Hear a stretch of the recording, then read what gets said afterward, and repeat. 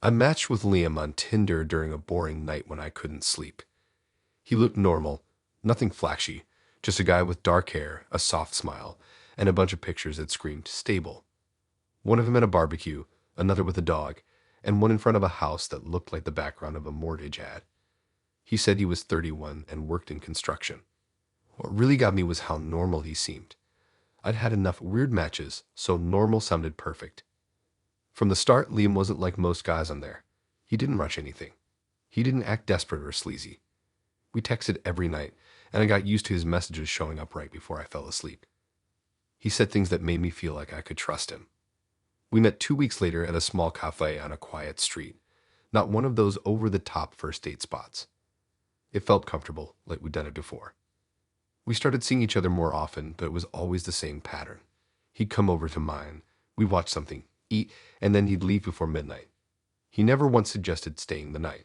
I tried not to overthink it at first because he had that excuse ready about early mornings for work. But after a while, it started to bother me. Every time I'd mentioned coming to his place, he'd change the subject or make up some reason about it being too messy or that he was doing renovations. It dragged on for months. Everything about him felt so close to real, but slightly off. He never took photos of my place. He avoided being tagged in anything. When we go out, it was always far from where he said he lived. Once, I noticed he never picked up calls in front of me. I caught him glancing at his phone once when it rang, and I saw a woman's name flash up before he silenced it. When I asked, he just said it was his cousin. Something inside me started twisting. That little uneasy feeling that grows when you know someone's lying, but you can't prove it. One night, I couldn't take it anymore. He said he was going home early after dinner because he had to wake up at 5, but I didn't believe him. I let him drive off first, waited 5 minutes, and then followed behind. It was raining lightly, and his car lights reflected against the wet road. I stayed a few cars back so he wouldn't notice. My heart was racing the whole time, even though I didn't know what I was expecting to find. He turned into a quiet suburban street with neat rows of houses that all looked the same. He parked outside a house with a white porch light and a swing set in the front yard. For a minute, I thought maybe he lived with roommates or family, but then I saw a woman step out the front door holding a baby. I froze. He hugged her, kissed her forehead, and took the baby from her arms. My stomach dropped so hard I couldn't even move. I sat there watching them like some stranger spying on a movie that wasn't meant for me. She looked happy. He looked normal, like he belonged there. I didn't even know what to feel. I wanted to scream or cry or just disappear. I went home that night and didn't sleep. The next day he texted me the usual good morning, pretending everything was fine. I didn't answer. For 2 days, he kept messaging, saying he missed me. I couldn't stop replaying the image of him with that woman in my head. On the third night, something snapped in me. I decided to go back to that house. I don't know what I was hoping to get out of it. Closure, maybe. Or proof that it wasn't what it looked like. I parked across the street and waited until the lights inside went dim. Then I walked up to the door and stood there like an idiot for a minute before knocking. I expected him to answer, but instead she did. The woman I'd seen holding the baby. She looked straight at me like she'd been waiting. There was no confusion in her eyes. No surprise. She just said my name like she already knew it. My chest tightened. I didn't even know what to say. Then she told me to come in. The house smelled like laundry and baby powder. There were toys on the floor, a TV quietly playing in the background. Everything about it screamed family. She told me she knew about me, that Liam had done this before, that he always said he was single, met women online, and kept things hidden. I didn't understand why she was so calm. She wasn't angry or sad, just tired, like someone who'd stopped caring a long time ago. She said he used to tell her everything, and now she just waited for each new girl to show up so she could warn them. She said it wasn't even the first one that month. I couldn't even look at her. My face was burning. She asked if I wanted a drink, and I just shook my head. Then she said something I still can't forget. You'll leave. He'll come back, and I'll still be here. I didn't wait for him to get home. I walked out, sat in my car, and stared at that house for a long time. He came home a few minutes later, and when he saw my car, he froze on the driveway. He didn't come over. He just stood there. I think he knew it was over. I blocked him that night and deleted everything. Every photo, every message, all of it. But sometimes when I'm scrolling through Tinder, I still half expect to see his face again, under a new name, a new story, another girl believing he's single. The weirdest part? I still remember the baby's face. The way he looked so peaceful in Liam's arms, like he had no idea who his dad really was.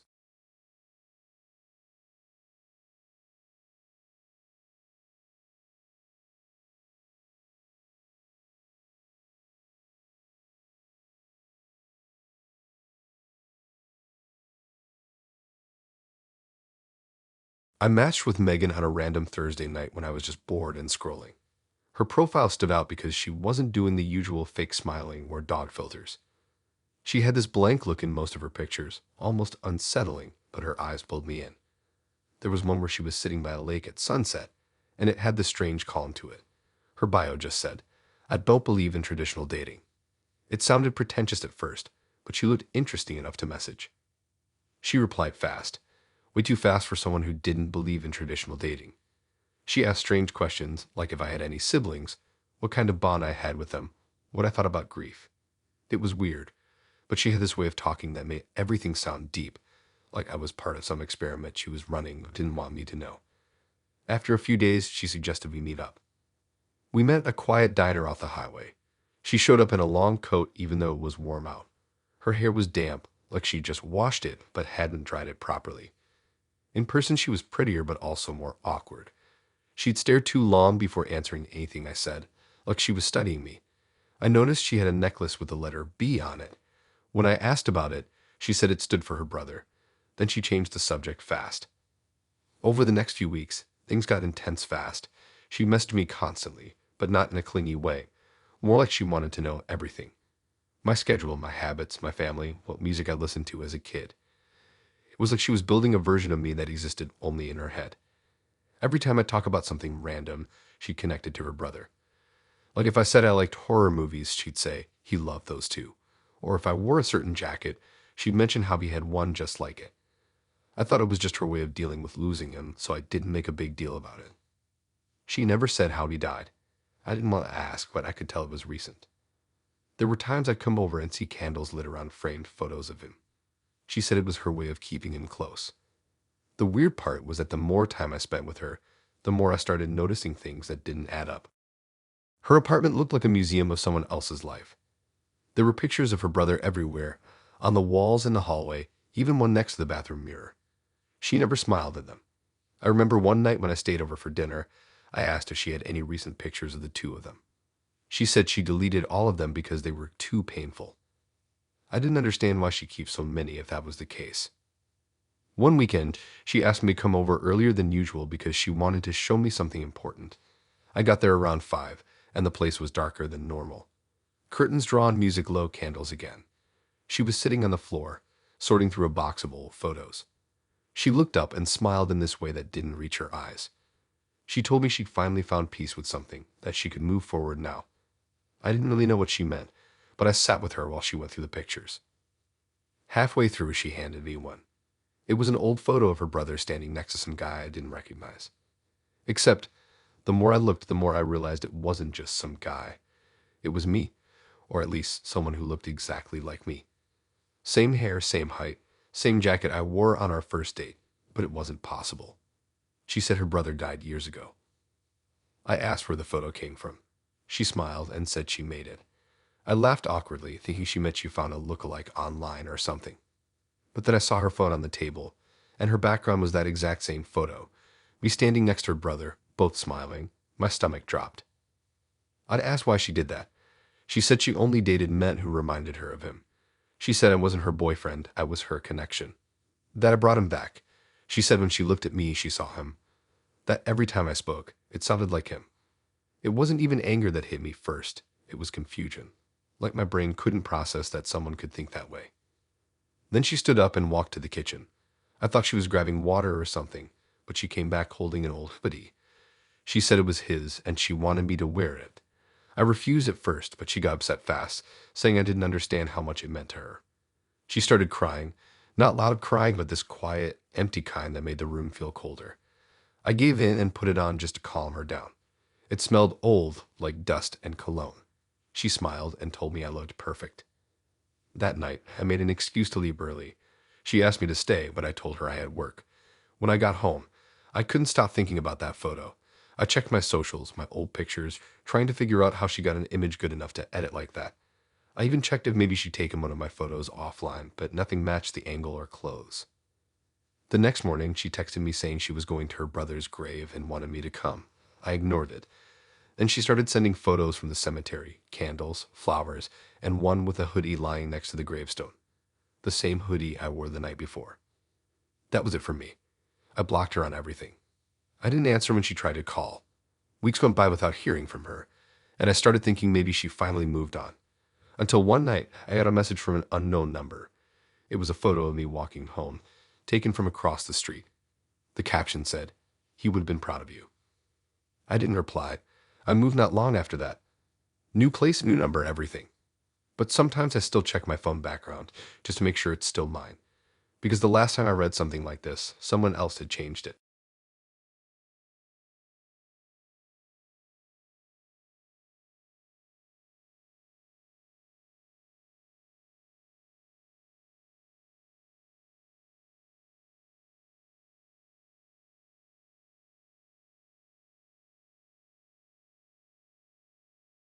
I matched with Tom on Tinder one random Sunday afternoon when I was half bored, half curious. His profile looked like every other guy's. Basic mirror photos. One picture at a festival. Another holding a dog that probably wasn't his.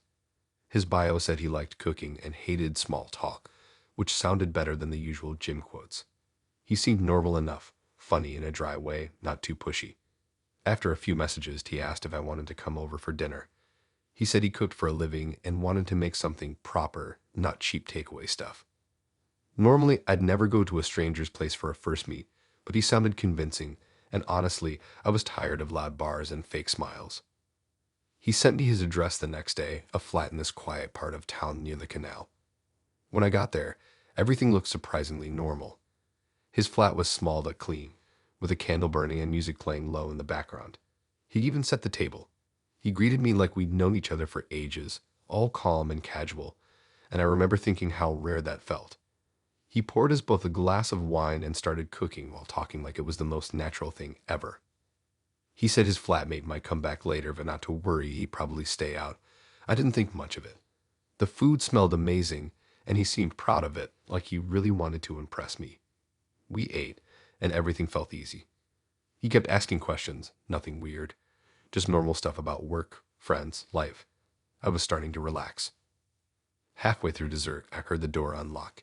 He looked up and said something like, "That'll be him," with a strange smirk like he'd been waiting for it.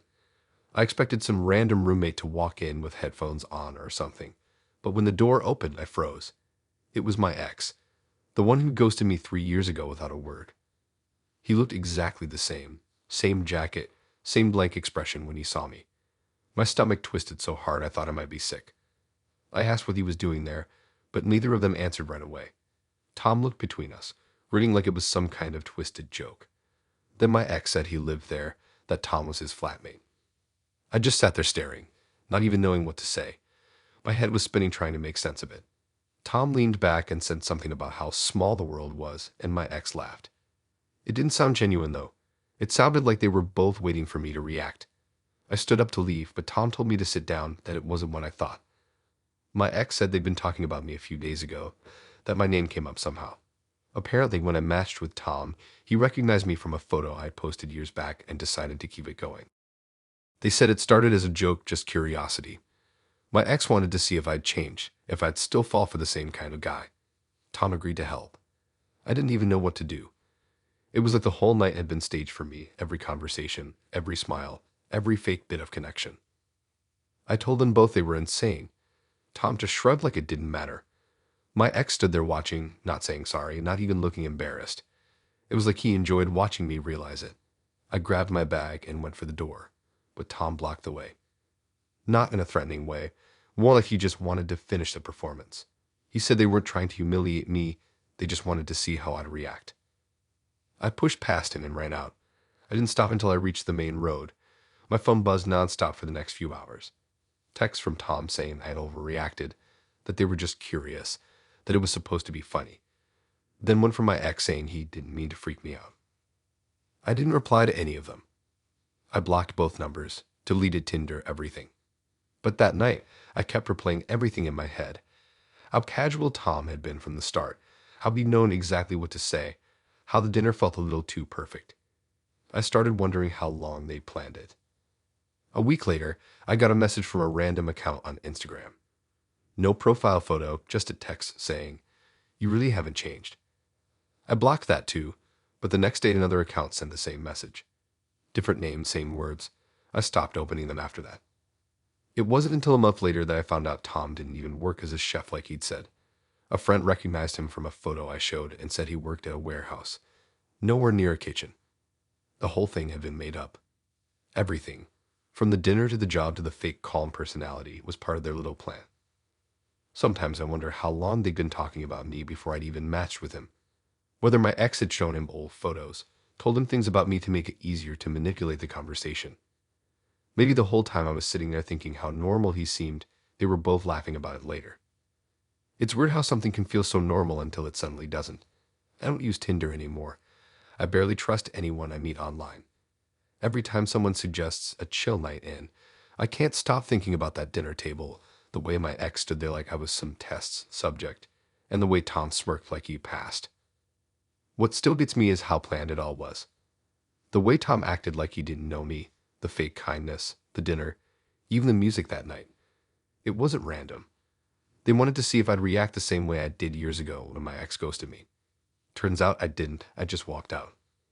But even now, sometimes when I check my messages, I half expect to see a new account pop up again with those same words. You really haven't changed. Hey guys, really sorry to interrupt. If you're still listening, then you're enjoying the story so far. And if you are enjoying, then please hit that like button. That's all I ask of you. Thanks so much. Now back to the stories.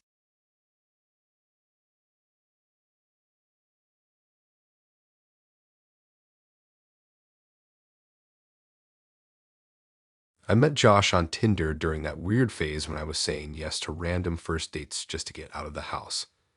His profile was simple, clean haircut, glasses, and that classic nice guy energy. He had photos of him hiking, smiling with his dog, and one of him at a restaurant table with an empty glass in front of him. He mentioned that he didn't drink, said he was all about mindfulness and being present. It sounded harmless, even refreshing compared to the usual party guys. We matched instantly. He messaged first, saying something about how I looked like I appreciated quiet places more than loud ones. It was oddly specific, but true. Our chat was normal, easy. He wasn't overly flirty or pushy, just calm, collected. Maybe a bit too collected, now that I think about it. After a few days, he asked if I wanted to grab dinner at this small Italian place he liked. I said sure. The restaurant was small, kind of dim, with candles on the tables and quiet music. He was already there when I arrived, sitting perfectly straight, scrolling through his phone. When I walked in, he stood up and smiled like he rehearsed it. He had this smooth tone when he talked, slow and deliberate, like every word mattered.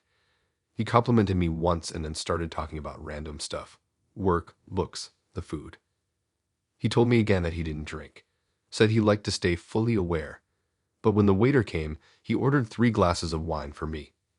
I laughed at first, thinking he was joking, but he said he wanted me to try all of them so I could tell him which one tasted best. He made it sound innocent, so I went along with it. I only took a few sips from each, but he watched every single one. Not just casually, he really watched, like he was analyzing something. He didn't eat much, just sat there, asking me these weirdly specific questions, like what time I usually fall asleep, what kind of dreams I had as a kid, if I liked being photographed. Every answer I gave, he'd nod slowly, as if he already knew what I was going to say. It wasn't until halfway through the night that I started noticing something strange about his watch. He kept adjusting it, not checking the time, but actually tapping and swiping the screen under the table. At first, I thought he was nervous or just distracted. Then I caught him angling his wrist toward me. I could see the tiny reflection of my face on the screen. It hit me that he wasn't just wearing it, he was using it. I brushed it off, trying not to jump to conclusions, but he kept doing it every time I looked away. The air started to feel heavy. I realized he hadn't touched his glass of water once. I started feeling weirdly lightheaded, like I couldn't focus properly, even though I hadn't had that much wine. He leaned in closer, asking how I felt, saying my cheeks were red. I tried to joke about it, but his eyes didn't move. They were fixed right on mine. It didn't feel like he was flirting. It felt like he was studying me. I excused myself to go to the bathroom and took my phone with me. In the mirror, I looked fine, just a bit flushed. But when I went to wash my hands, I realized my lipstick was smeared more than I remembered. Like I touched my mouth without realizing it. That's when my gut started telling me to leave. When I came back, he was still sitting perfectly still, phone on the table, watch screen dim. He smiled when he saw me, too calm, like nothing happened. I told him I had to go early and he offered to walk me out. I declined. He didn't argue, just said he'd call me later. I left without finishing my drink. As I got outside, I opened my phone to text my friend and tell her how weird the night had felt. But before I could type, I got a notification from an unknown number. It was a photo of me from that dinner, taken from an angle that was too low to be from a phone. It was from the watch. I froze. The photo showed me mid-laugh, glass in hand, but my face looked distorted from the reflection in the screen. The caption just said, 317, noted. I felt sick. My first thought was that he'd been recording the entire night, timing my reactions, maybe even testing something. I blocked the number immediately and called a friend to pick me up. She told me to report it, but I didn't even know what to say. He recorded me with his watch, sounded insane. I went home and spent the night trying to figure out what 317 meant. Maybe it was the time I laughed, or when I touched my mouth, or when he saw something in me he wanted to remember. The next day, I checked Tinder and his profile was gone. Not unmatched, completely deleted, like he never existed. I searched his name on everything. Instagram, Facebook, LinkedIn. Nothing. It was like the guy wasn't real. I even called the restaurant pretending I'd left my jacket to see if he was a regular. The waitress said she'd never seen him before that night. Weeks passed, and I convinced myself it was over. Until one morning, I woke up to another photo. This one showed me sleeping, hair all over the pillow, with the timestamp 6:42. Noted. I never found out how he took it. My windows were locked, my door had a bolt, and I lived alone.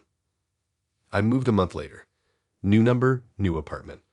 But sometimes when I catch a reflection in my phone screen or laptop camera, I swear I see that same small flicker of red light from his watch, like it's still recording.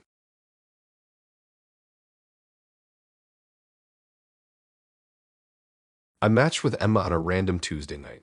Her profile said she'd just moved to the city and didn't know anyone yet. She had that soft, friendly look that made her seem harmless, messy hair, a smile that wasn't overly posed, and photos that looked casual, like she didn't try too hard. Her bio said she was looking for someone to show her around, which honestly sounded normal enough. I had matched with worse. We talked for a few days, and she was easy to talk to. She asked a lot of questions. What part of the city I lived in, where I liked to hang out, what I did for work. It didn't feel suspicious at first because everyone does that when they're new somewhere. She said she was staying in a short-term flat while she found a place of her own. When I told her I worked near the river, she said she'd been exploring that area just the day before. I didn't think much of it. We decided to meet at a coffee shop on a Saturday afternoon. It was one of those small tucked-away places that people use for first dates because it's casual but not awkward. She got there before me and was sitting by the window.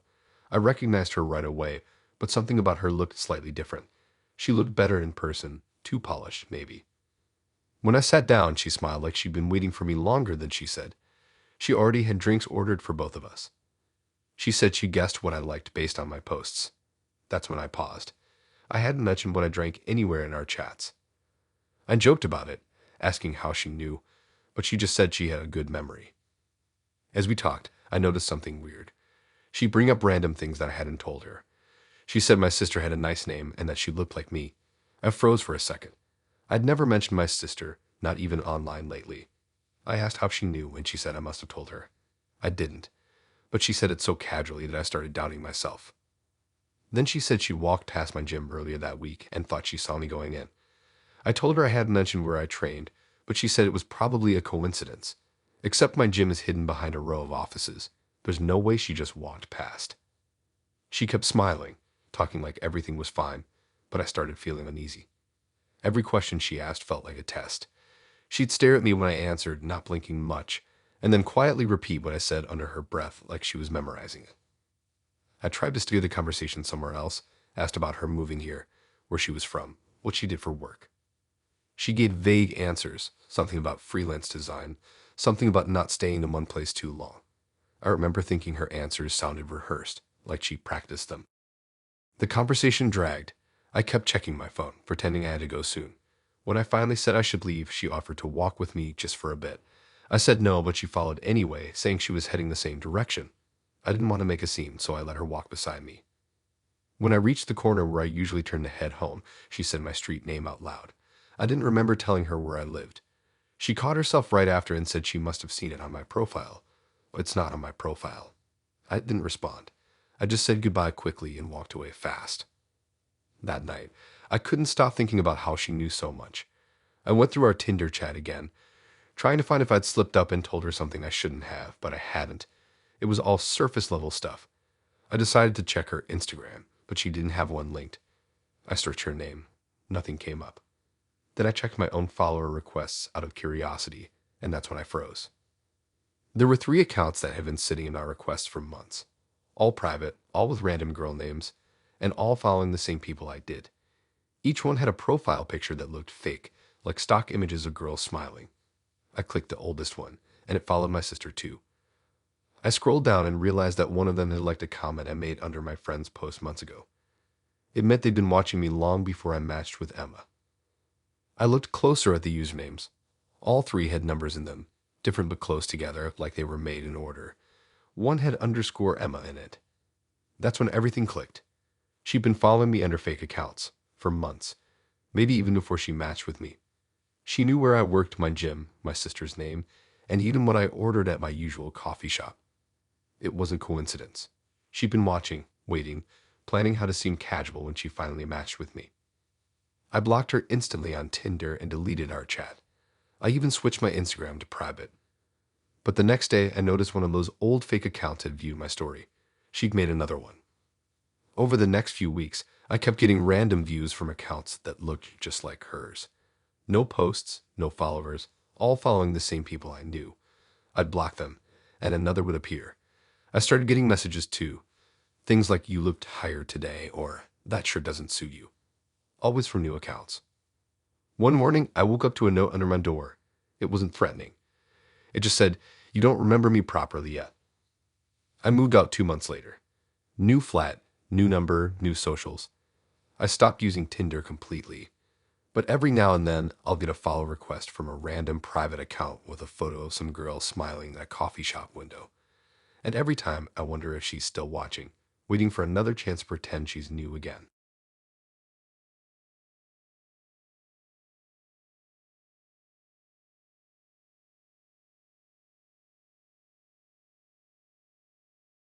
I matched with Ben on Tinder during a night when I wasn't even looking for anything serious. I was half scrolling while watching TV, not paying much attention until his profile popped up. He looked like one of those effortlessly good-looking guys. Dark hair, sharp jawline, soft smile that didn't look fake. His photos weren't overdone, just enough to seem normal. One of him in a park, one in a mirror, and one with a coffee cup in his hand like he'd been caught mid-thought. His bio said he was real, just private. I didn't think twice about it. Our first few messages were normal. He was funny in a dry way, the kind that made it feel like he wasn't trying too hard. He said he worked in digital design and moved around for freelance jobs. He never gave too much detail, but he always had an answer ready for every question I asked. The weird part was that his replies sounded polished, almost too smooth, like something he'd read before sending. He didn't have Instagram or Snapchat, said he didn't like social media. He said it ruined people. I found it strange, but also believable. A lot of people say that now. We planned to meet after a week of chatting, and he picked this small cafe near the station. When I got there, I texted him, but he didn't respond. I waited outside for 10 minutes before giving up. Just as I started to leave, a message came through. "Look inside." I turned around, and through the glass, I saw him sitting in the corner already watching me. I went in and sat down. He smiled and said he didn't want to wave because he liked seeing people's real reactions. That comment stuck with me. It sounded weird, but I brushed it off. Up close, he looked the same as his photos, just a bit more faded, like someone who hadn't slept well in days. His eyes were dull, not tired exactly, just flat. We talked for an hour. He was smart, confident, and weirdly observant. He noticed every small thing: how I stirred my drink, how I moved my phone, even how I'd avoided eye contact when I was thinking. He said he studied faces for work, that he could tell when someone was hiding something. I laughed it off, but inside I started feeling uneasy. At one point, I looked down at his phone on the table. The wallpaper wasn't him. It was some strange collage of faces. Dozens of them, all slightly off. One girl had mismatched eyes. Another had a smile that didn't connect to her cheeks. It took me a second to realize what I was looking at. They were AI-generated faces, the kind you see online when people talk about fake humans. I asked about it, and he said they were his projects. He explained how he used AI to design fake people for ads, profiles, whatever clients needed. He even said one of his hobbies was making Tinder accounts for testing engagement. That word made my stomach twist. He said the ones on his profile weren't real, but they were based on truth. It didn't make sense. I pulled out my phone, opened his Tinder profile right in front of him, and looked closer. That's when I started seeing it. His face didn't look quite the same. The version on the screen looked sharper, the lighting more perfect. The smile was symmetrical, almost too clean. I realized every single photo was slightly different, like he used his own face as a template and changed it over and over again. When I asked why, he didn't flinch. He said the real him always got banned, that people online had issues with his face. I didn't even know what to say to that. He said Tinder's algorithm kept flagging him, and this was his way of staying invisible but still being seen. I tried to laugh it off, but he didn't laugh. He just stared, his hand resting next to his phone like he was waiting for something. After a few seconds, he said I looked exactly how he thought I would. I didn't understand what that meant until he started listing things about me that I hadn't told him. My old school, the part of town I grew up in, my birthday month. He said he guessed based on patterns. I asked how he'd possibly know all that, and he smiled again, the kind of smile that doesn't move the eyes. I told him I had to go, pretending I had work early. He didn't try to stop me, but his tone changed. He said he'd see me soon, like he already knew it was true. When I got home, I couldn't shake how strange the night felt. I looked up his name, but nothing came up. No LinkedIn, no work, nothing. Then I checked his Tinder again, but his profile was gone. Completely deleted. I figured maybe he unmatched, but later that night, I got a new match notification. The name was different, but the face looked almost identical to his, just slightly altered. Lighter eyes, a different haircut, same half smile. The profile said he was new to the city. I had matched immediately, but over the next few days I started seeing similar faces popping up on my feed. Always different names, different jobs, but the same eyes, the same jawline, the same weird stillness. I started wondering if all of them were him, or if they were even real people at all. A week later, I got a message from a random number with a link to a website. It was an AI portrait gallery. I clicked it without thinking. The first few images were random faces, then I scrolled down and froze. My face was there. Same lighting, same pose from one of my Instagram posts, but edited slightly, my smile wider, my eyes too bright. Underneath it was the word active. I tried to reverse search it, but nothing came up. The website disappeared when I refreshed the page. I turned my phone off for the night and deleted Tinder for good. 2 days later, a new account followed me on Instagram. No posts, just a profile picture of a guy with dark hair, sharp jawline, soft smile. The same face I'd seen the night I met Ben, only now the username was my name spelled backwards.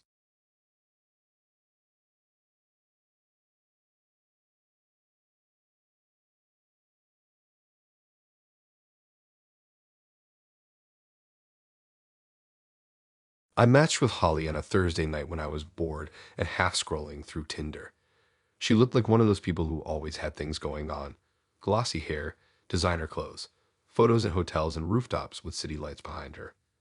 Her bio said she used to date influencers but preferred normal people now. I laughed at that because it sounded like something someone would say to sound humble. I swiped right anyway. She messaged first, which surprised me. She was confident, almost too confident. She talked like she already knew how I'd respond, like the conversation was planned in her head before it started. She said she'd just moved to the area, that she wanted to get away from that scene. I didn't know what scene she meant, but she dropped names of people I'd actually seen online before. YouTubers, fitness guys, even a DJ I followed. It was weird hearing her talk about them like they were regular people. We planned to meet that weekend.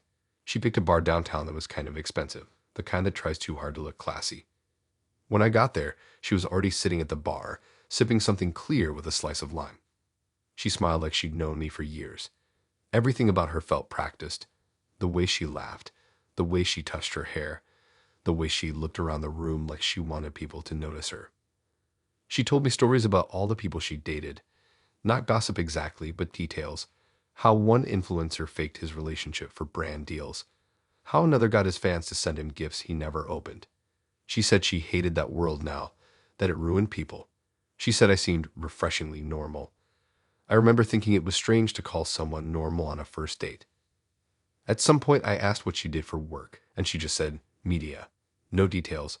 She said she worked from her phone mostly. She joked that she probably spent too much time online. The night went fine, but there was something about her I couldn't put my finger on.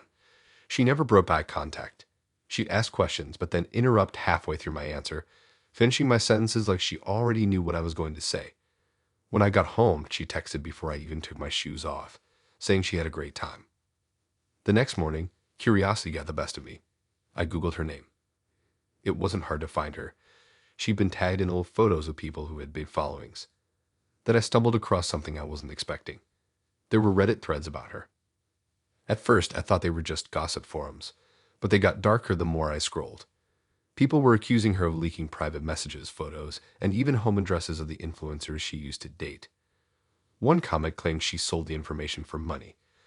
Another said she used fake accounts to post screenshots to stir drama between couples.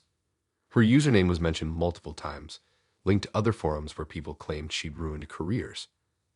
I almost laughed at how crazy it sounded. The internet exaggerates everything.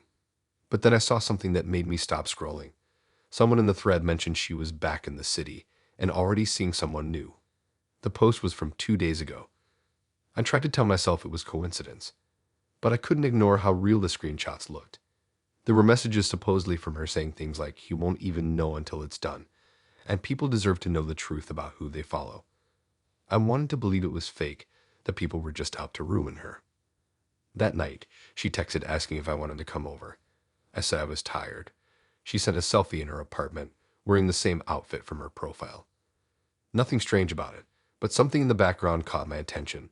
A wall covered in pinned-up papers and photos. They were blurred, but it looked like a collage of screenshots. The next day when I woke up, my phone had 10 new notifications, all from Reddit. I never used Reddit much, so seeing my name pop up in multiple threads freaked me out.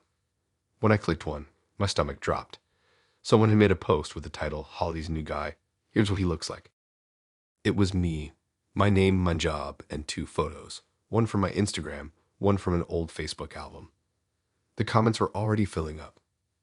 People were saying she'd moved on fast, some warning me, others making jokes. I scrolled down and saw that the post had been made by a deleted user, though one reply said, "It's always her."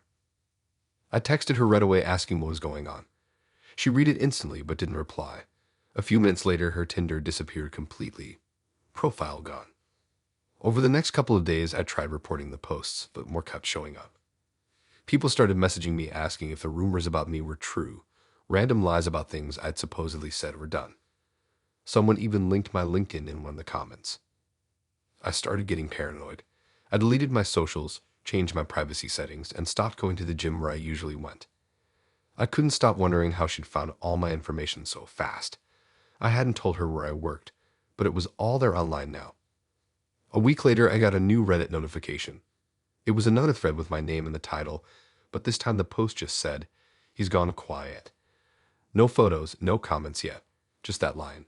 I reported it, but when I refreshed the page, it was gone. I still don't know how she did it or why. Maybe she just enjoyed ruining people, or maybe she made money off it like the post said. All I know is that she never blocked me. She just disappeared like she'd already moved on to someone else. Every now and then, I'll see a new account pop up following me on something new, a username with random numbers, no profile photo, always created recently. I block them right away, but part of me always wonders if it's her watching, waiting for the next time my name shows up on a thread.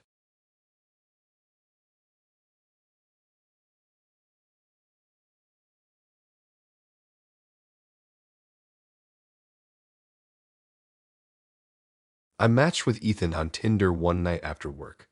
He seemed normal, which already made him stand out.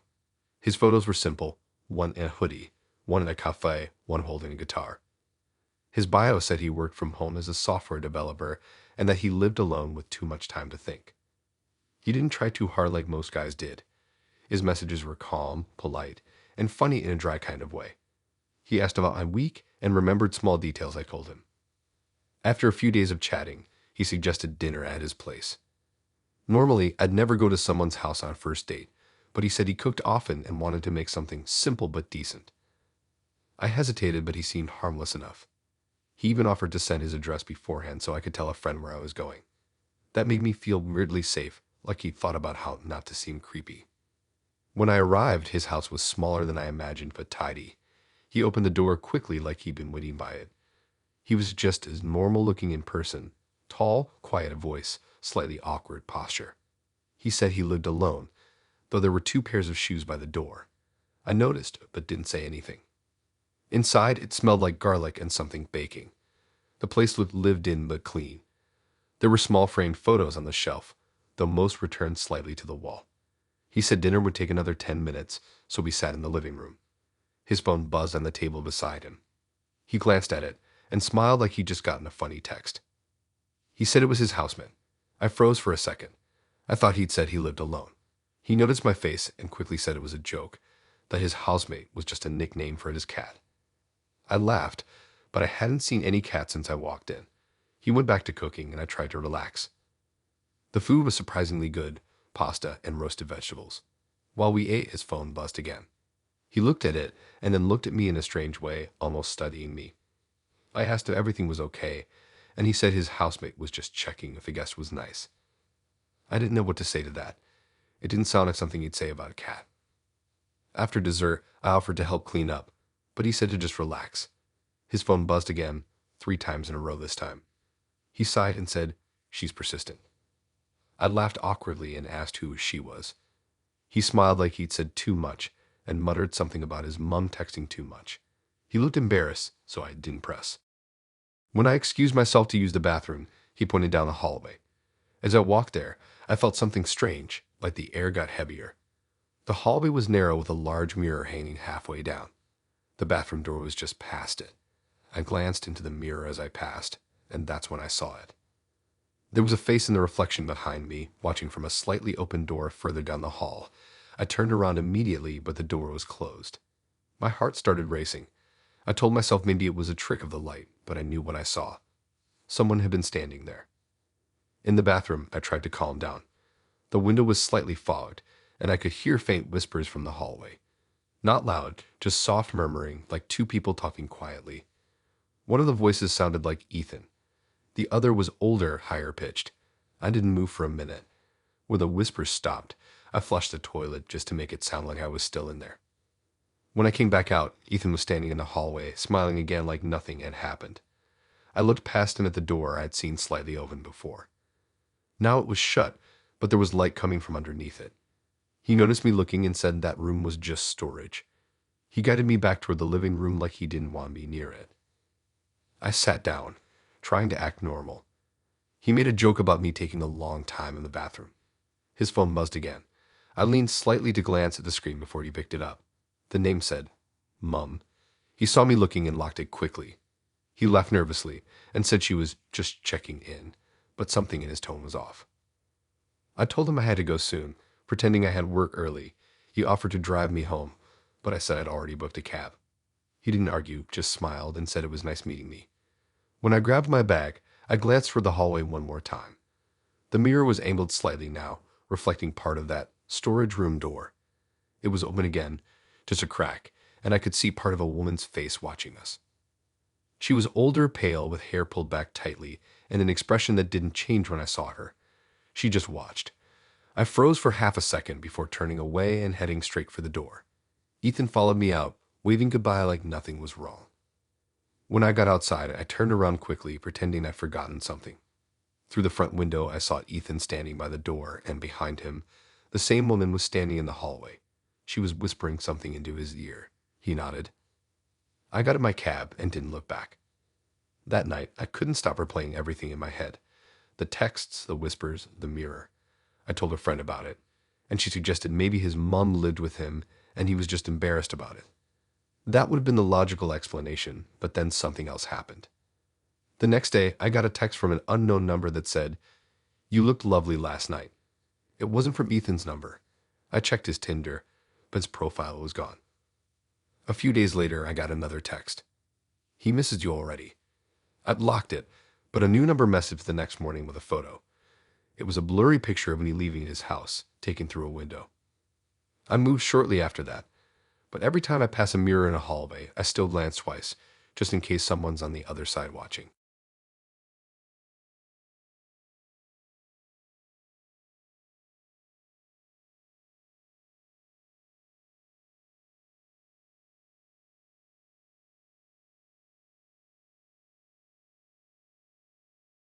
I matched with Chloe on a Sunday night when I wasn't really looking for anything serious.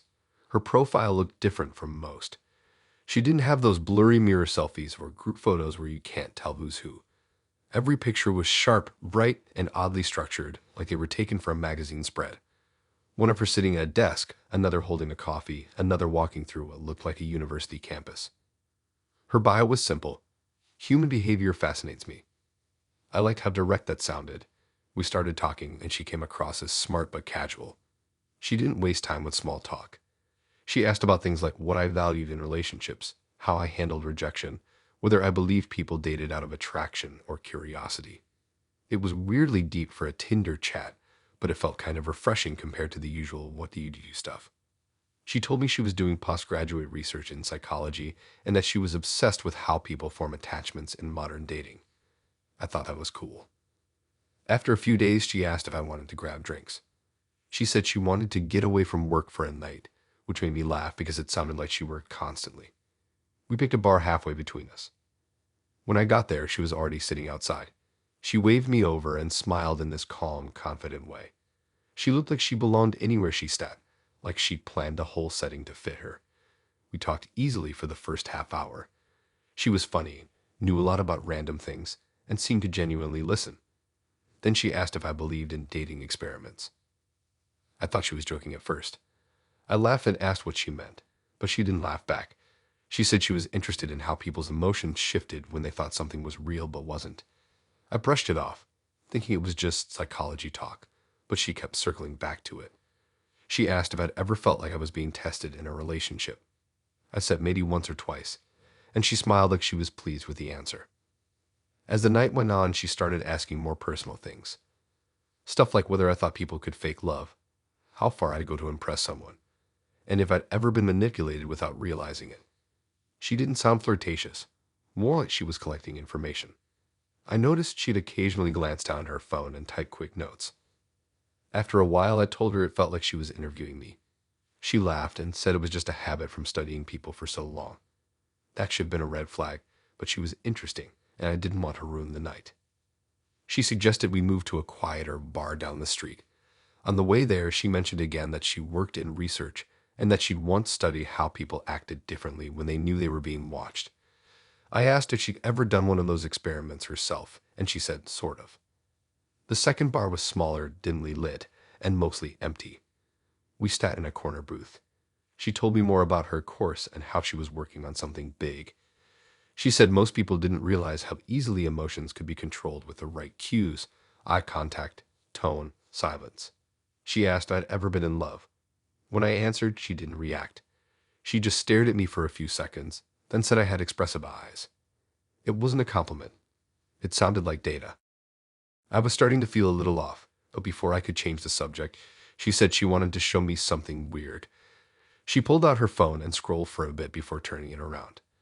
It was a document titled Attachment Experiment Results. I laughed, thinking it was just a random file. Then I noticed what was inside. There were names listed in a table, each with a number next to it. I saw phrases like subject responses, control question, and affection level reading. When I looked closer, I noticed her name at the top, and then I saw mine. My name, listed as Subject 14. Next to it, a column of notes. It said things like responds positively to reassurance, tests boundaries slowly, and shows mild suspicion when challenged. The date next to it was that day's date. My chest went cold. I stared at the screen for a second, then looked up at her. She just smiled, calm as ever. She said she didn't mean for me to see it yet, that she was going to tell me eventually. She said it was all part of her dissertation about emotional compliance in digital dating. I asked what that even meant, and she said she was studying how far men would go for affection when they thought the connection was real. I didn't know whether to laugh or get up and leave. She wasn't embarrassed, though. She said most of her subjects didn't find out until the end. She said I was the most balanced one so far, whatever that meant. She didn't even try to deny any of it. I stood up ready to go, and she said something that made me stop. She said that by leaving, I was ending the trial early, which would affect her data. That word, trial, hit weird. I told her I didn't care, but she kept talking, calm and cold, saying I'd already signed up for it the second I matched with her. I didn't understand until she mentioned her Tinder profile disclaimer. The line that said, "Human behavior fascinates me." She said it was a form of consent because she told me what she was doing from the start. I walked out without saying anything else. My phone buzzed before I'd even made it to the end of the street. It was a text from her saying, "Subject 14 withdrawn." When I got home, I deleted Tinder immediately, but 2 days later I got an email from an address I didn't recognize. The subject line said, "Thank you for participating." Inside was a short message that read, "Your responses have been archived anonymously for academic use." Attached was a PDF copy of the document I'd seen, still listing me as subject 14. I tried searching her name online, but nothing came up. No university profiles, no research links, nothing. Even her Tinder was gone. The weirdest part, the file had metadata showing it was last edited months before we met. Sometimes I wonder if there even was a real Chloe, or if I was just part of something someone else already finished.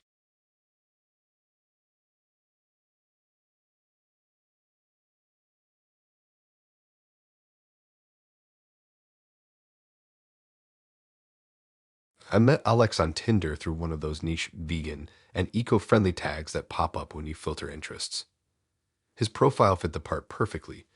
Pictures of smoothie bowls, a rescue dog, and a random protest sign that said something about compassion. His bio said he worked in ethical marketing and that he wanted to meet someone who understood the planet. He looked normal enough, kind of quiet, clean-cut, not one of those fake influencer types. He had this way of sounding thoughtful without being over the top, so I matched. He messaged me first and complimented my bio, saying it was rare to see someone genuine on a dating app. The conversation was smooth from the start. He asked what made me vegan, how long I had been one, what I thought about big food companies pretending to care about sustainability. He was smart, not preachy, just smart. He said he used to work in advertising but quit because it felt dirty. That line stuck with me because he sounded like someone trying to escape that world. After a week of messaging, he suggested we grab coffee at a small plant-based cafe downtown. When I got there, he was already seated, sipping something green. He looked exactly like his pictures, maybe even better. His phone was face down, and he was wearing a plain black hoodie that somehow made him look more approachable. We talked for hours about everything. Animal rights, brands pretending to care about the environment, how people online treat being vegan like a trend. He agreed with everything I said, almost too perfectly. Over the next few weeks, we started seeing each other regularly. He'd send me articles about companies exploiting the vegan label for profit, documentaries about the meat industry, and links to petitions. He sounded passionate. I actually started trusting him a lot faster than I usually do. But small things started to feel off. He never talked much about his own past. When I asked what company he worked for, he changed the subject. Once, he mentioned working with data, but when I asked what kind, he said it was boring stuff about consumer psychology. Another time he asked for my opinion on a few random brand logos, which I thought was weirdly specific, and said it was for a friend's project. One night, he invited me over for dinner. His flat was spotless, too spotless, like no one actually lived there. He had every vegan brand you could think of. Oat milk, fake meat, dairy-free ice cream, all arranged perfectly in his fridge like a display. He said he'd been trying new recipes, so I didn't think too much of it. Dinner was fine, but I noticed he never actually ate much. He just asked questions while watching how I reacted to each dish. It started to feel like I was part of a taste test. After dinner, he went to grab dessert from the freezer, and his phone buzzed on the table. I glanced at the screen without meaning to. The preview showed a message from someone named HQ. It said, New respondent insights logged. Upload when ready. My chest tightened. I didn't know what to think. When he came back, I tried to act normal, but I couldn't stop staring at his phone. I asked what HU was, and he said it was just a work group chat. His tone was calm. Too calm. I dropped it, but that word respondent stuck in my head all night. The next day, I did something I never do. I searched his name online. Nothing came up. Not even old social media accounts. The only thing I found was a company listing for a marketing firm that handled consumer sentiment analytics for food industries. Their client list included meat companies and fast food chains. The contact email had the same initials as the HU I saw on his phone. When we met again, I asked more questions about his work. He said he'd been working on a project about how emotions shape consumer identity. He made it sound like some harmless research thing, but then he said something that made my stomach drop. He said people's beliefs were predictable patterns once you knew the right triggers. I laughed awkwardly, trying to change the subject, but he didn't stop. He said the vegan community fascinated him because they were the most emotionally driven group he ever studied. Then he looked at me and asked if I thought I'd ever eat meat again, if it was rebranded ethically. I thought it was just a weird hypothetical, but the way he said it sounded rehearsed, like he'd asked it 100 times before. That night, I checked his Instagram again. It was gone. Completely deleted. I tried calling him, but it went straight to voicemail. The next morning, I got a text from an unknown number saying, "Thank you for participating in the empathy study." I froze. I didn't respond. Later that day, I got an email from a corporate address I didn't recognize. It was a generic thank you note with no signature. The subject line said, "Vegan Focus Group Summary." The email mentioned data collected through controlled conversational engagement, longitudinal tracking of dietary influence, and subject anonymization completed. I felt sick. I scrolled to the bottom and there it was. A survey link with my first name pre-filled. It said I could opt out of further participation. I didn't click anything. I blocked the sender, deleted the email, and changed my number the same day. A week later, I ran into him by accident at a supermarket. He was standing by the meat section, talking to a man in a suit. He wasn't wearing his usual hoodie. He was in a blazer with a badge clipped to his shirt that said Brand Research Consultant. When he saw me, he smiled, but it wasn't the same smile. It was clinical. He nodded once and went back to talking. I left the store immediately. That night, I opened my whole Tinder account just to see if his profile was still there. It wasn't, but there were new ones. I found 3 different profiles using his photos, each with slightly changed names and bios. One said he was a nutrition researcher. Another said eco-product strategist. And the last one said, exploring how people connect with what they consume. Sometimes I still wonder if any of the people he matched with even knew they were being watched, studied, and logged for a spreadsheet somewhere. I just know I was subject 27, because that number showed up in the email header I should have never opened.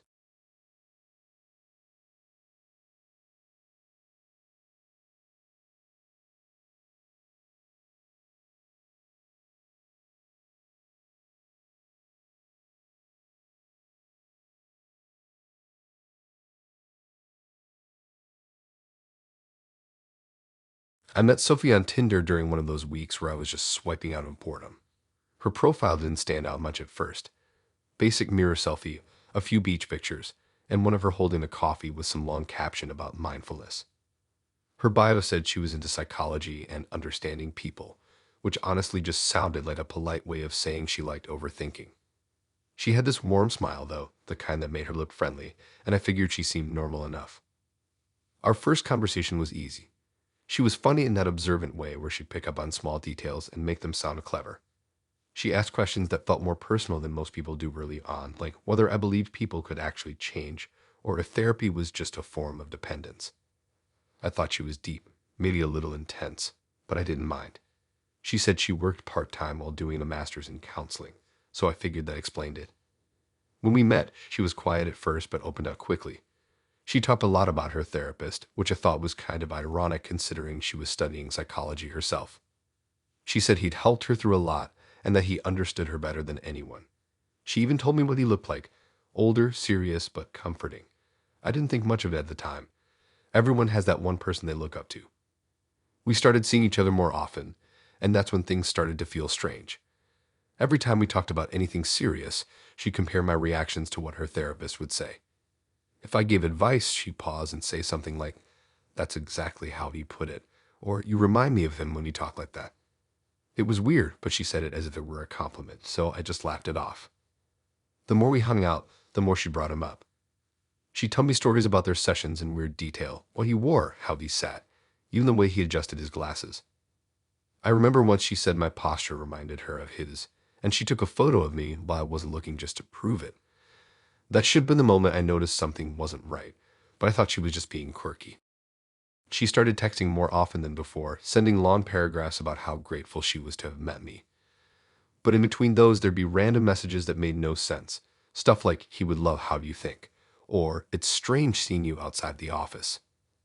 I assumed she meant university, not an actual office. One night, she invited me over for dinner at her place. Her flat was tidy but empty in a way that didn't feel lived in. There were a few framed photos on the walls, but most of them looked like they were printed off the internet. Random beaches, quotes about self-awareness, that kind of thing. On her fridge, I noticed a photo of her with a man, his face partly covered by a magnet. I asked who it was, and she said it was someone from therapy, then quickly changed the subject. We talked, and everything felt fine until she mentioned again how much I reminded her of him. This time she said it quietly, almost to herself. She said she'd never met anyone who made her feel as understood since him. It didn't sound romantic, more like obsession. I didn't know what to say, so I just smiled awkwardly. Later that night, when I got home, she sent me a follow request on Instagram. I hadn't added her before, but I accepted. At first, her feed looked normal: coffee shots, sunsets, random quotes. But then I scrolled further down, and that's when it got disturbing. There were photos of her and a man, the same one from the fridge, but something was wrong. His face looked slightly off in each picture, like it had been edited or replaced. It didn't even look consistent between posts. Then I realized why it looked familiar. It was my face. At first, I thought it was some kind of glitch. Maybe my mind playing tricks because the lighting was bad or something. But when I clicked one photo and zoomed in, it was obvious. My face had been crudely edited onto the man's body. The blending wasn't even subtle. My skin tone didn't match, and my eyes looked out of place. There were at least 10 pictures like that, some captioned with things like "back then" or "when things made sense." My stomach dropped. I scrolled faster, and the older posts had the original face, the man she kept talking about, her therapist. I didn't know what to do. I messaged her asking what those photos were. She saw the message immediately but didn't reply. Instead, she started deleting them one by one while I was still on her profile. Within a minute, her whole account was wiped clean. She texted me after that, saying she was embarrassed and that it was just part of her healing. I didn't respond. She kept messaging, though, saying I overreacted, that it wasn't as creepy as it looked, that it was part of her visual therapy technique. I blocked her after that. A few days later, I got a call from an unknown number. I didn't answer, but the voicemail made my skin crawl. It was her. She said she was sorry for crossing boundaries, then paused before saying, "He would have liked you." I deleted the message and changed my number the next day. About a week later, I was scrolling through a friend's Instagram story, and one of the tagged usernames caught my eye. It was Sophie's new account. Curiosity got the better of me, and I clicked it. The profile was private, but her bio said, "Rebuilding with guidance." Her profile picture was a photo of her standing next to a man with glasses. Only half his face was visible, but it wasn't her therapist. It was me. I reported the account and made mine private. Since then, I've had random requests from fake profiles that always have some variation of her old username. I never accept them, but sometimes late at night, I still get notifications that someone's been looking through my tagged photos. I never heard from her again, but sometimes I wonder if she's doing the same thing to someone else right now, finding someone who reminds her of him, then slowly turning them into her replacement version of the man she couldn't have.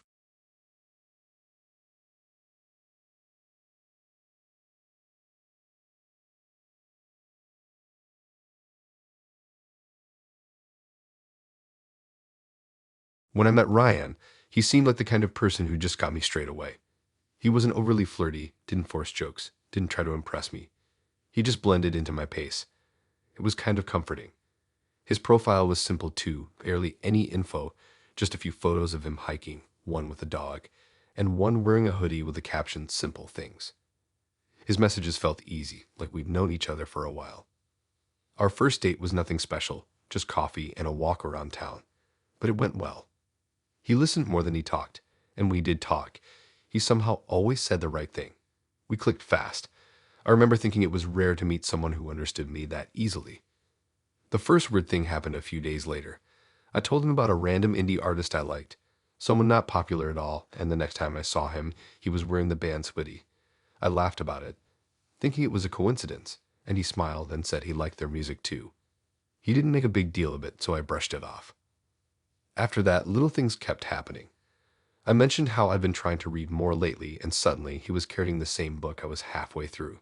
He underlined the same lines I had, quoting them back casually during conversations.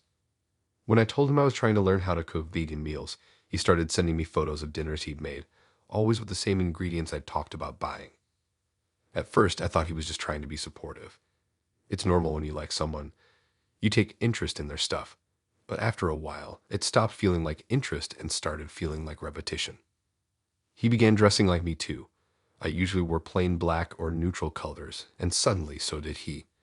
I remember meeting him one night and realizing we were literally wearing almost identical outfits. Same black jacket, same white sneakers. He laughed when I pointed it out and said we just had great taste. I tried to laugh too, but it didn't feel funny. A week later, he started using my phrases, stuff I'd say without thinking. Things like, "that's wild," or "we move." I'd catch him saying them to me, and it sounded wrong, like an echo that wasn't quite right. He even started texting the same way I did, with the same emoji patterns, the same punctuation, even using lowercase like I do. I noticed it gradually, like the way someone starts mimicking your walk after spending too much time together. When we went out with friends, it got even stranger. I introduced him to my group after we'd been dating for about a month, and he got along with everyone too well. He brought up topics I'd mentioned to my friends in private, used jokes that were mine. It was like he'd studied the way I interacted with them and adapted it instantly. My best friend texted me later that night saying, "He's like the male version of you." I laughed at the time, but that message stuck in my head. One night, we were watching a show I loved, one I told him I'd been obsessed with since I was a kid. Halfway through, he said he used to love it too. I asked what episode was his favorite, and he said the exact same one I'd told him the week before, down to the same quote. That's when something in my stomach twisted. It didn't sound like shared taste anymore. It sounded rehearsed. The next day, I decided to test him.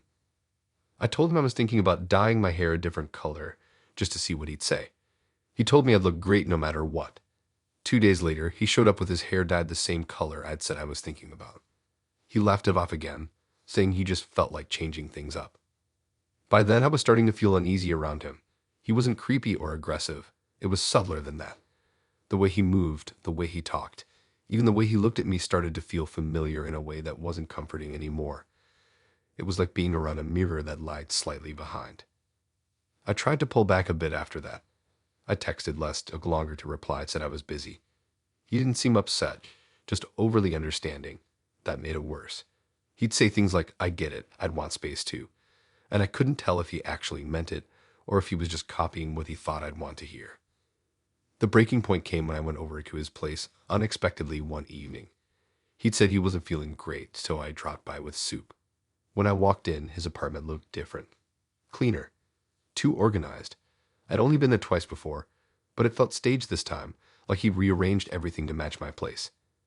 There were plants like mine, the same type of candles I used, even the same framed print I'd shown him in a photo weeks earlier.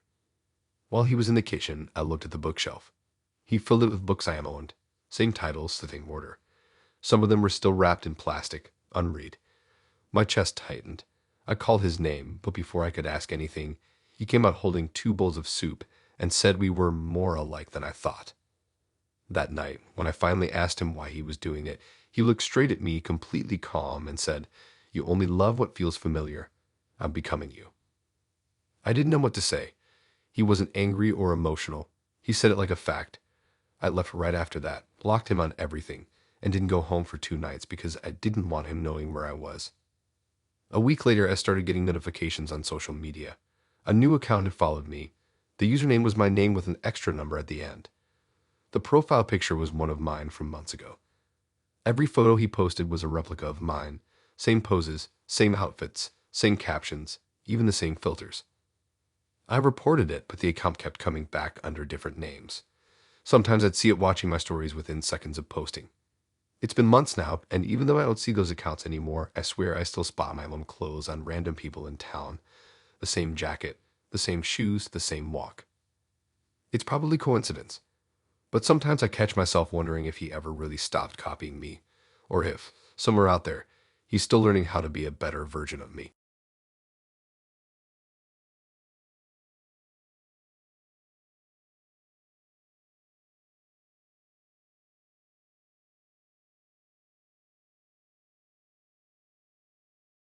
I matched with Ella on a quiet Wednesday night. Her profile was short, 3 pictures and one line in her bio that said, "I have rules, don't break them." Normally, I would swipe left on something like that, but there was something about her that stood out. Her photos weren't filtered or flashy. One was her in a hoodie on a park bench, another was her standing near a lake, and the last was just a close-up of her eyes. No smiles, no friends, no tags. Her first message came only a few minutes after we matched. She said she preferred to get to know people in person, not through endless chatting.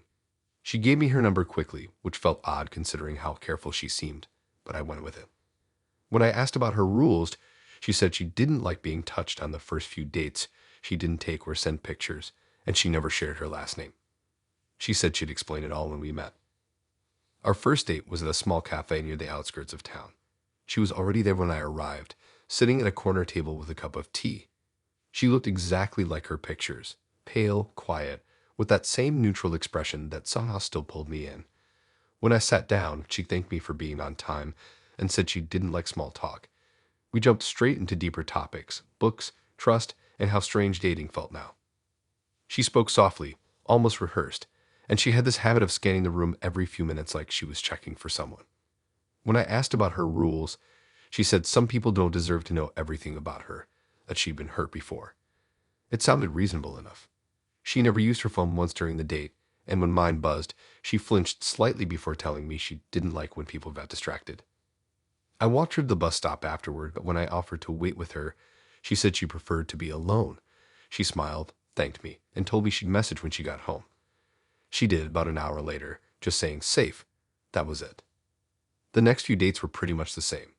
Always public places, always daylight. She never let me touch her hand or sit too close. Every time I suggested a photo together, she'd say she didn't want her picture online. Once I half-joked about how secretive she was, and she said it wasn't secrecy, it was safety. Her tone was serious, like she meant it. The strange part was how consistent she was. She wore similar clothes every time, didn't have social media besides Tinder, and didn't talk about her job or family. Whenever I tried to ask about her life, she'd redirect and start asking about mine, where I worked, what I did day to day, who I lived with. She remembered every detail I told her, like she was keeping notes in her head. By our fourth date, I started feeling comfortable around her despite the weirdness. She had this calm energy that made me want to keep seeing her. That night, she texted me first for the first time, asking if I wanted to come to her place for dinner. That surprised me, but she added that her brother would be there too since she never invited people over alone. I said yes. She sent me her address, a small house near the woods outside of town. When I got there, it looked quiet, almost too quiet. Only one light was on inside. She opened the door before I knocked, smiling faintly like she'd been waiting for me. She said her brother had to leave for work unexpectedly, but told me to stay. Inside, the place looked minimal, no photos, no decorations, nothing personal. Just plain furniture and white walls. Dinner was simple pasta, already served on the table. She didn't eat much, mostly just asked me questions again. Her focus was intense, like she was studying my reactions. Halfway through, I noticed a framed photo on the shelf. It was turned backward. When she went to the kitchen, I quietly flipped it over. My stomach tightened. It was a picture of her, but she looked slightly younger. The person beside her wasn't a brother. It was a man, maybe in his late 20s, arm around her shoulders. The photo looked old and worn. When she came back, she noticed immediately. She said it was someone who wasn't around anymore, then changed the subject fast. I left soon after feeling uneasy. That night, she didn't text me. The next morning, I tried calling her, but her number went straight to voicemail. I figured maybe she needed space, but 2 days passed with nothing. On the third day, I got a call from her number. When I answered, it wasn't her voice. It was a man. His tone was serious, quiet. He asked my name, then asked how I knew Ella. I told him we'd been seeing each other, and he went silent for a few seconds before saying something that didn't make sense at first. He said Ella had been missing for 2 years. I froze. He said he was her brother and that the police had never found her. He said he kept her number active just in case someone ever tried contacting her. He asked where I'd met her, what she looked like, and what places she'd taken me. I told him everything. He didn't say much after that except thank you. After I hung up, I went to check her Tinder. Her profile was gone. Completely wiped. I scrolled through my old messages. Everything was still there, but her photo icon had turned blank. I tried going back to that house a few days later, but when I got there, the windows were boarded up, and there was a for sale sign in the yard. It looked abandoned, dust on the porch and weeds growing everywhere. I called the number on the sign pretending to be interested in renting, and the agent said the property had been empty for years. I don't know who I met. The number, the house, the way she knew how to blend into every setting, it all makes me wonder if I was being watched from the start. Sometimes I go back through her texts just to make sure I didn't imagine it all, but they're still there, like proof that she existed. The last message she sent before disappearing just said, "Safe." I used to think it meant she got home okay. Now I'm not sure it was about her at all.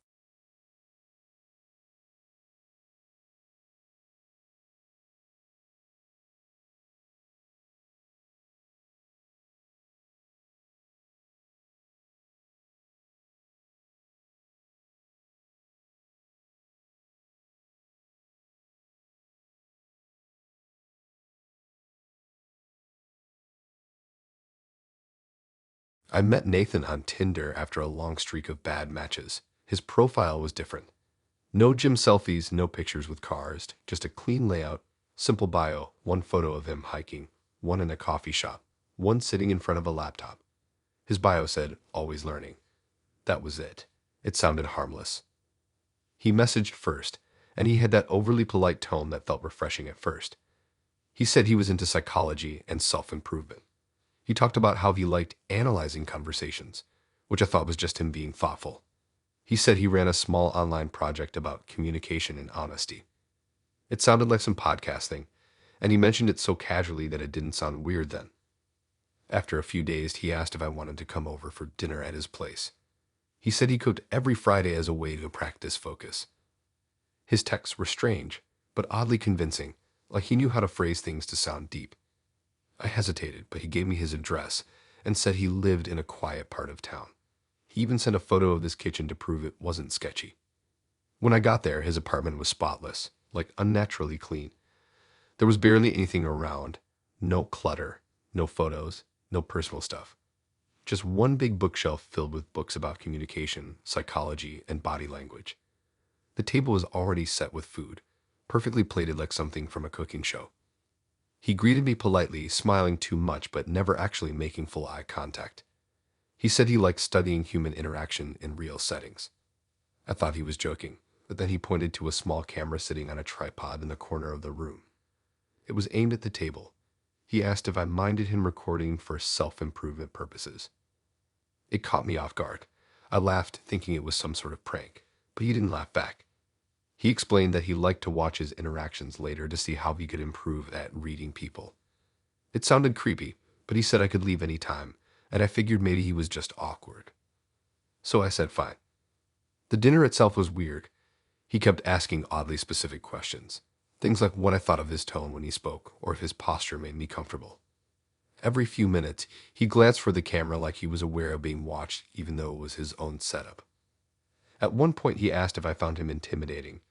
I said no, but the way he studied my face after I said it made me think that was the wrong answer. He took notes on a notepad beside him, writing quickly without explaining what he was writing. After dinner, I told him I should go. He smiled, thanked me, and said I'd given him a lot to work with. That line stuck in my head all night. The next morning, I woke up to a message from him thanking me again for participating. He said he'd learned a lot from our interaction and asked if I'd be open to another session. I told him I was uncomfortable with being filmed again. He sent a thumbs up emoji and didn't reply after that. A week later, a friend sent me a link on YouTube. She said, "Isn't this the guy you went out with?" The video thumbnail showed Nathan sitting at a dinner table, my dinner table. It was titled, How to Handle Rejection, Social Experiment number 14. My heart dropped. I clicked it. The video started with him talking to the camera in that same calm voice he used at dinner. He said he was doing a series of social experiments to understand emotional dynamics between men and women. Then the clip cut to our date. The entire thing. We sitting there, laughing awkwardly, him asking those weird questions, everything. The comments section was full of strangers analyzing me like I was a case study. People were guessing what I was thinking, calling me defensive, overconfident, fake polite. Someone even posted my first name in the comments. I hadn't told him my last name, but that didn't matter. My face was right there. I tried messaging him. The messages didn't go through. He blocked me. I reported the video, but it stayed up for another 2 days before you two finally took it down. By then, it had over 20,000 views. I started checking his channel after that, and it was worse than I thought. He had dozens of videos, all with titles like When She Thinks She's Out of Your League, How to Spot Manipulation, and Honesty in Modern Dating. Each video had different women, different apartments, but every video had the same setup. A quiet dinner, the same camera angle, the same calm narration afterward breaking down the interaction like it was an experiment. He always used the same tone, explaining how each subject behaved and what he learned. He referred to the women by numbers, never names. I was number 14. I contacted YouTube again, sent multiple reports, and even emailed the channel's linked business address. No one replied. When the videos started disappearing, I thought maybe he'd been banned, but a week later, his new channel appeared under a different name. Same format, same videos re-uploaded. I decided to go to the police, but they said unless he filmed me without consent in a private setting, there wasn't much they could do. They said it wasn't technically illegal if I'd agreed to being recorded, even if I didn't know what it was for. I deleted Tinder after that, but about a month later, I got an email from an unknown address with the subject line, "You taught me something." The message said, "Your reaction helped me improve authenticity under pressure." No name, no signature, but it was his writing style. That same week, I saw a new video trending on a different platform, short clips of him talking about rejection again. This time his face wasn't blurred. Neither was mine. The background was the same table, the same lighting, just edited differently. I've moved since then and changed my number. Sometimes late at night, I still search his name just to check. His channels get deleted, but they always come back. He has fans now, people thanking him for helping them understand women. And in every new upload, somewhere in the comments, someone always mentions number 14.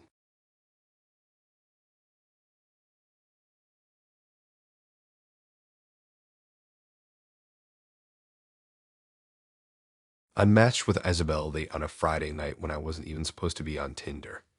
Her profile looked professional, not casual like everyone else's.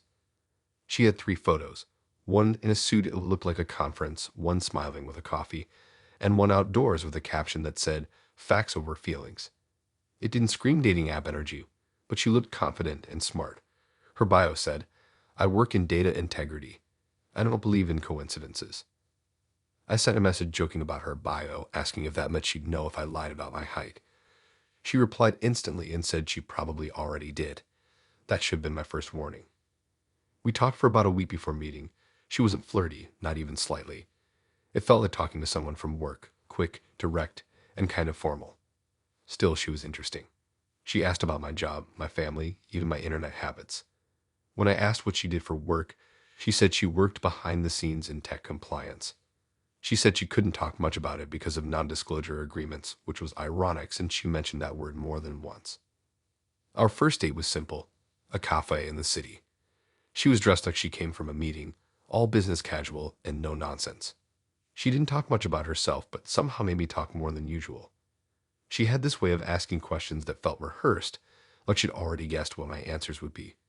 She asked about my online presence, if I used the same passwords for everything, what dating apps I'd used before Tinder.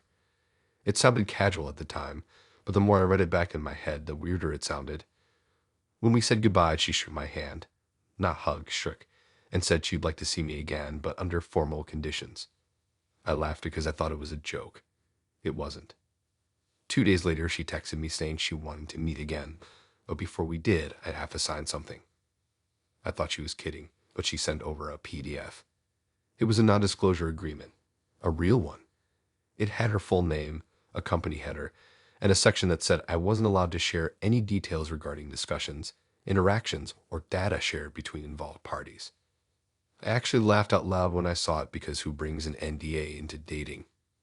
When I asked why, she said it was just a formality and that she didn't like people screenshotting or gossiping online. I figured maybe she'd been burned before. Maybe someone posted about her or something, so I signed it. It felt strange, but I didn't think it would matter. Our second date was at her place. She lived in a modern flat, minimal like everything about her. No photos, no personal touches, just clean lines and neutral colors. She had 2 monitors on her desk in the living room, both with lock screens showing a company logo I didn't recognize. She poured me a drink, thanked me for coming, and said she appreciated respecting boundaries. The night started normal. We talked about films, travel, and work. But then she started asking questions again, very specific ones. She asked what time I woke up every day, how long I spent online, if I'd ever used fake names on websites, even if I had unpaid bills or old social media accounts. I laughed at first, thinking she was joking, but she wrote my answers down on a small tablet. When I asked why, she said it was for context. She had this weird calm to her, like she didn't see anything strange about what she was doing. I asked what she actually did for work, and she finally said that she worked for a company that managed risk assessments for dating platforms. I didn't really understand what that meant, but she said they help apps stay clean. It sounded vague but believable enough. After dinner, she excused herself for a minute. While she was gone, I looked at her desk again. One of her monitors had turned on. There was a list of names and emails on the screen. I recognized mine near the top. Next to it was my address, date of birth, workplace, and even details like credit score, moderate, and account age, 6 years. My chest went cold. I scrolled slightly with the mousepad, and more info popped up, old usernames, photos, things I'd posted on forums years ago. It even listed a dating app I hadn't used since college. She came back a few seconds later, and I stepped away from the desk. She looked at me for a long moment, then asked if I'd touched her computer. I said no, but I don't think she believed me. After that, she went quiet. I left soon after, pretending I had an early morning. She thanked me again and said it was productive.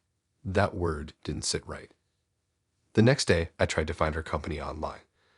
The logo I'd seen wasn't linked to anything public, but when I searched her name, it led to a LinkedIn profile that looked real. It said she worked for a firm that provided digital identity verification services for global dating networks. I clicked the company's site, and my blood ran cold. It listed Tinder, Hinge, and Bumble as clients. I checked my email later that night and saw something new in my spam folder, a notification from a company I didn't recognize. It said, "Your verification profile has been updated." I never signed up for anything like that. When I opened the email, it had my full name and an ID number. There was a section called Behavioral Analysis, pending review. I called the number listed at the bottom, but it went straight to an automated message saying the line was restricted to partner and inquiries only. I blocked the email address and deleted it, but I couldn't stop thinking about it. A few days later, I got another message from Isabel. She said, "Thank you for your honesty. You scored higher than expected." I didn't reply. She sent another one right after that. "You're clear for Tier 2 testing if interested." I unmatched her on Tinder immediately, but her profile was already gone.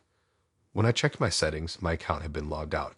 I tried signing back in, but it said my profile was under review. I made a new account with a different number, but within hours, it got flagged and banned.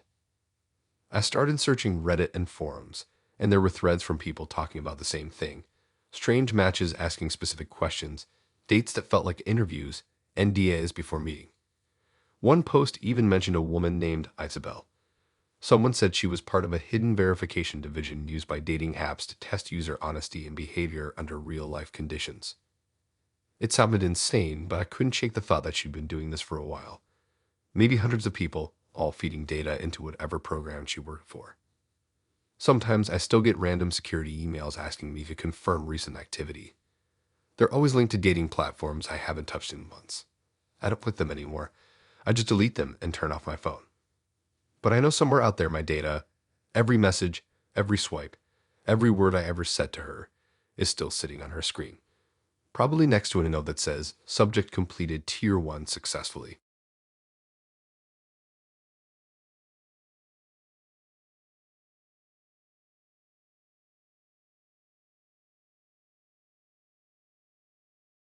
When I first matched with Tyler, I thought his bio was sarcastic. It said, "Emotionally unavailable, proceed at your own risk." I figured it was one of those fake self-aware jokes people make to sound edgy. He was attractive, but not in a try-hard way.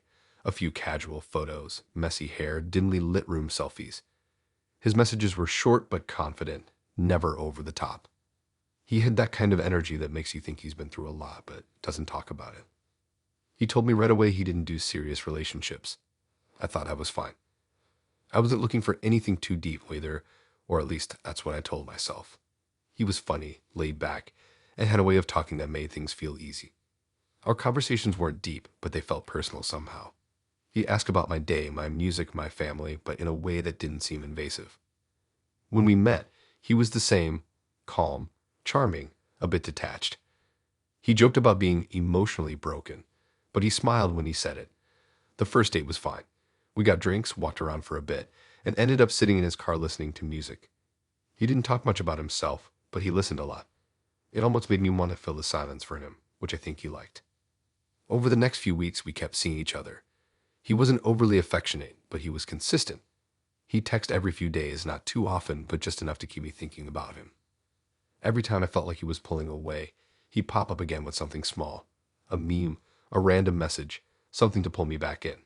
It worked. At some point, I noticed a weird pattern. Whenever I said something slightly emotional, like if I mentioned missing someone or feeling off, he'd screenshot the message. I caught him doing it once because the screen flashed. When I asked why, he said he liked to look back at conversations to understand how people communicate. I laughed, thinking he was being weirdly analytical, but I didn't push it. He had this habit of talking about other girls like they were just part of the story. He'd say stuff like, "My ex used to say that too," or "Most girls stopped texting me around this point." I told him that sounded messed up, and he said he was just being honest. I started realizing he wasn't joking when he said he was emotionally unavailable. The shift came around week 4. He started being distant, not in a normal busy way, but in a way that felt cold. Short replies, one-word answers, no plans. Then suddenly, one night, he messaged asking if I could come over to talk. I went thinking maybe he was actually going to open up. When I got there, he seemed completely normal. He put on music, acted casual, and said he just had a lot going on. We talked for a while, but something felt off. His phone kept lighting up, and I noticed his notifications were from a group chat named The Project. Every few minutes it buzzed again. He'd glance at it, smile slightly, and then turn the screen down. When he went to the bathroom, I made the mistake of looking. The screen lit up again, and I saw one of the messages. It was a photo, a screenshot of one of our texts. My text. The caption under it said, "She's starting to get attached." Underneath that were replies from different people, laughing emojis, comments like "Level 6 cling," "Classic pattern," and "Watch her drop when he ghosts." My stomach dropped. I scrolled up, and it got worse. There were photos of different girls, all screenshots, all messages that looked just like mine. Each one had comments rating them: "Overthinker," "Plays cool," "Needy by week 3. Then I saw my own picture, a photo from my Instagram, cropped badly with my name blurred out. The caption said, "Case 24, testing empathy response." I didn't even realize I was shaking until I heard him coming back. I put his phone down and acted normal, but my hands wouldn't stop trembling. I left 10 minutes later pretending I was tired. When I got home, I couldn't stop thinking about that chat. I didn't sleep that night. The next morning, I texted him asking what the project was. He left me on read for hours.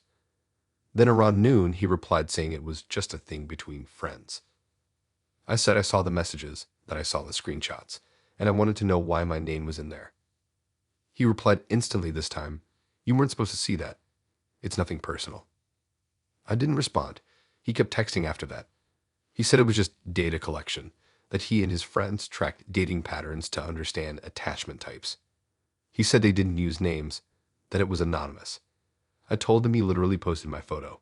He said it was already deleted. Then he blocked me.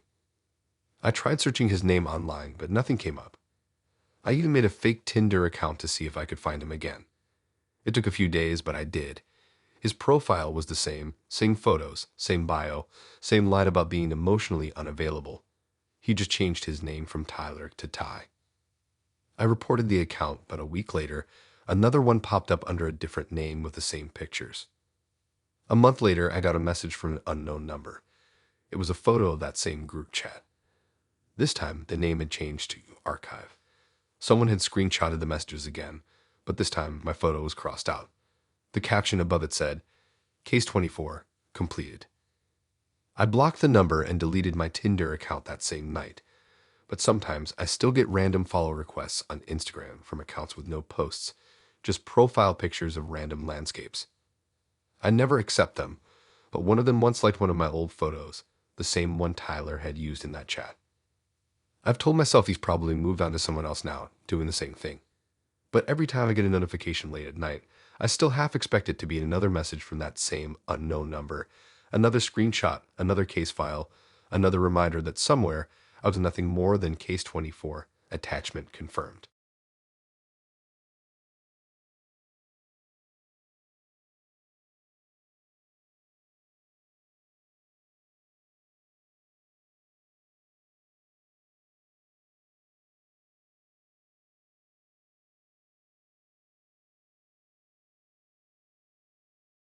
Grace was one of those matches that immediately grabbed attention. Her profile didn't look like most. No mirror selfies or travel pictures. Just a few clean mugshot photos and a short bio that said, I believe in honesty. Always. She looked calm, confident, and older than the typical crowd. Something about that made her seem more grounded. Our first few messages were quick. She wasn't playful like most people on Tinder. Every reply from her felt deliberate, like she took time thinking before sending anything. I remember she asked me questions most people wouldn't, stuff about boundaries, privacy, and how I handled jealousy. It felt intense, but not in a bad way. I figured she was just mature and maybe careful. When I asked if she was single, she said, It's complicated, but not in a bad way. I almost unmatched her, but curiosity got the better of me. She explained that she had an arrangement with her ex. They weren't together, but they were still in each other's lives. She said they'd agreed to date other people, but always stay transparent with each other. It sounded strange, but the way she said it made it sound like some adult, emotionally evolved setup that I probably just didn't understand. We talked for a week before meeting. She picked the place, a quiet restaurant she said she liked because the lighting makes people honest. That was the actual text she sent. I thought she was joking. When I got there, she was already sitting down. She looked even better in person, clean, simple, precise. Her posture was perfect. She smiled and said she was glad I showed up. The way she said it felt more formal than friendly. The first half of the date was fine. We talked about work, small stuff, usual things. But then she mentioned her ex again.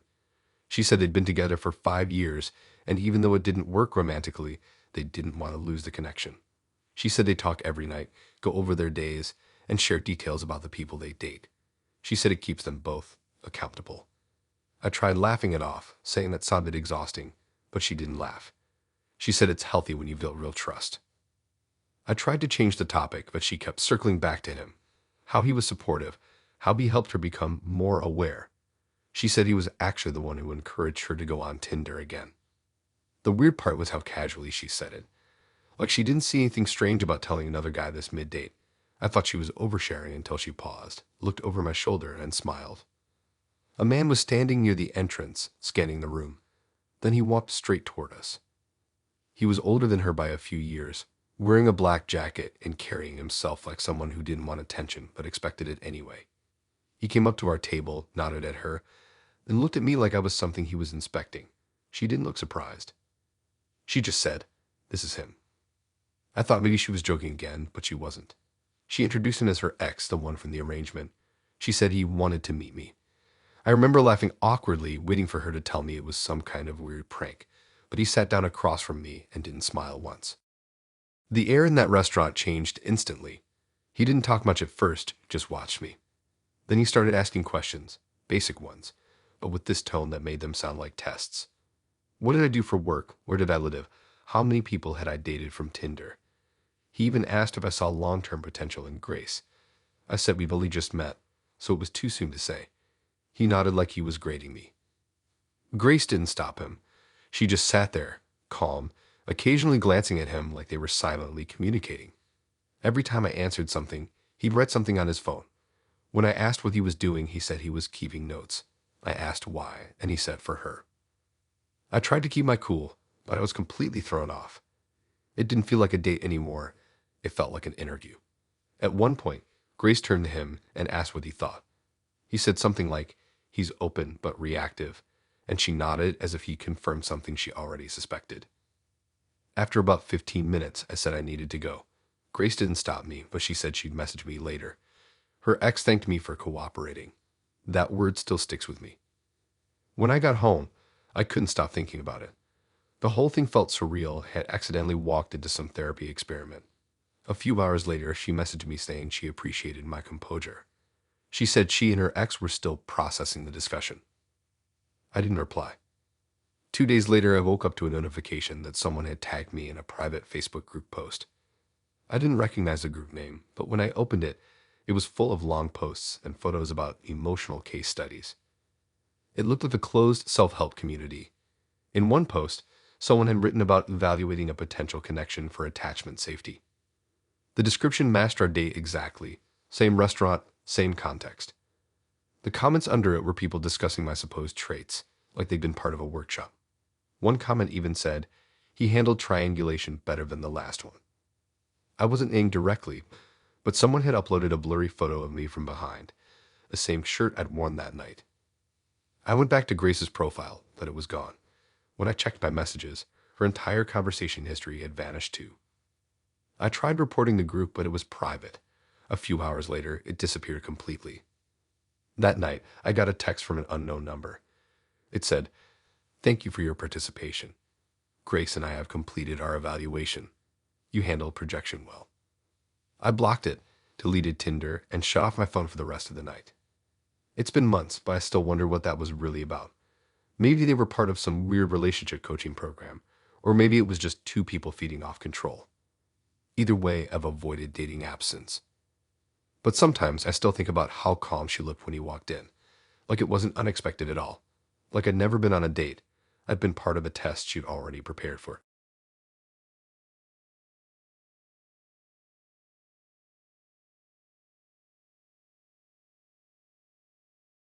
I matched with Adam on a random Tuesday night after scrolling mindlessly for half an hour. His profile wasn't trying too hard. Simple photos, short bio. I value honesty above everything else. I remember thinking it was kind of refreshing because most people on Tinder write something meaningless. He looked like a quiet guy, someone who worked a normal job, nothing flashy. He messaged me first, asking what I was on Tinder for. It was blunt, but I liked that he didn't bother with fake charm. I told him I was just seeing what's out there. He said he liked that answer and that honesty was rare. That word came up a lot in our chat. Honesty. He said it like it was some moral code he lived by. We talked for about a week. He wasn't flirty, more curious. He'd ask random questions like if I believed people ever really told the truth or if I thought white lies were necessary. I thought he was deep or maybe just a bit philosophical, so I played along. When he asked to meet, he suggested a quiet diner instead of a bar. He said it was easier to talk somewhere calm. I didn't mind. He seemed safe, kind of old-fashioned in the way he spoke. When I got there, he was already sitting in a booth, a notebook open beside him. He stood up when he saw me, smiled politely, and shook my hand. Everything about him felt rehearsed. Not robotic exactly, but controlled. The first thing he said was that I looked exactly how he imagined. I asked if that was a good thing, and he said yes, because people online rarely match their reality. The date started normal enough. We ordered coffee, talked about work, and made a few jokes about bad Tinder stories. He didn't laugh easily, but when he did, it was small and short, like he didn't let himself enjoy it fully. Every time I said something, he'd tilt his head slightly, like he was analyzing me. At one point, I mentioned that I'd been on a few Tinder dates before. I said it casually, not thinking much of it. He smiled a little and said he appreciated the honesty. Then he got quiet, almost too quiet, like he was thinking about something. He asked if I'd ever talked about those dates online. I laughed and said maybe once or twice, joking about bad ones on Reddit. That was when everything shifted. He reached into his bag and pulled out a thick folder. He placed it on the table slowly, like he wanted me to notice how heavy it was. I thought it was a joke until he opened it. Inside were printed pages, dozens of them, all with Reddit posts, usernames, and comment threads. He slid one page across the table and said, "This one's yours, right?" My heart dropped. It was a post from a throwaway account I'd made months ago. Something harmless, just a funny story about a weird first date. But it was mine. It used phrases I'd always used. I stared at it, and he started flipping through the pages. Every few seconds, he'd stop and tap a post. He had several, not just mine, but ones from other accounts I'd made, ones I'd forgotten about. Posts where I'd mentioned things like bad conversations, awkward encounters, my opinions about dating apps. He had printed all of them. He said he found I'm writing patterns from my messages. He said people are easier to trace online than they think, especially when they repeat themselves. He said he looked up the way I typed, the slang I used, even the time zones I posted in. Then he asked, so were these lies too? He said it calmly, not angry, just curious, like a teacher testing a theory. I couldn't speak. He kept going, listing off details from my posts. He knew which cities I'd mentioned living in, what I'd said about bad dates, even the username of someone I commented back to once. He said he'd been reading them for days before our date. He said he didn't believe in surprises. Everyone else in the diner was minding their own business, completely unaware of what was happening. I tried to laugh it off, pretending it didn't bother me, but he didn't laugh back. He just looked at me and said he wanted to understand why people lie online. He said honesty only worked if both sides practiced it. I told him that writing about bad dates wasn't lying, it was venting. He said venting was still selective truth. He said I left out my own flaws, my own mistakes, my own dishonesty. He asked if I would post about him after that night. I said no. He smiled and said he'd make sure of that. Then he closed the folder and slid it back into his bag. He stood up, said it was nice to finally meet someone who wasn't fake, and walked out without paying. I just sat there frozen. I left a few minutes later, looking over my shoulder the whole way in my car. When I got home, I deleted my Reddit account immediately. Then I started searching my name, my usernames, everything I could remember ever posting. But no matter how deep I went, I found nothing connected to me anymore. All those posts he'd shown me, gone. Deleted. Every one of them. The next morning, I got an email from a random Gmail address with no name attached. The subject line just said, "You're clean now." The message said, "No more lies to hide behind." I tried replying, but the email bounced back. 2 weeks later, I reinstalled Tinder, just out of boredom. Adam's profile was still there. Same photo, same bio. I value honesty above everything else. I unmatched immediately, but it didn't stop me from wondering how many people before me had seen that same smile, that same folder. Now, whenever I write anything online, even something small, I stop halfway through and think about how easily he found me. I used to think people exaggerated how traceable you are on the internet. I don't anymore. Sometimes late at night, I get random views on my old deactivated Reddit profile. I can't log in, but I see the notifications from Google when someone tries to access the linked email. I don't know if it's him or just coincidence, but the thought always crosses my mind. I never told anyone about Adam after that. Not online. Not in person. Because the truth is, I don't even know which parts of my life are still mine, and which parts he already printed.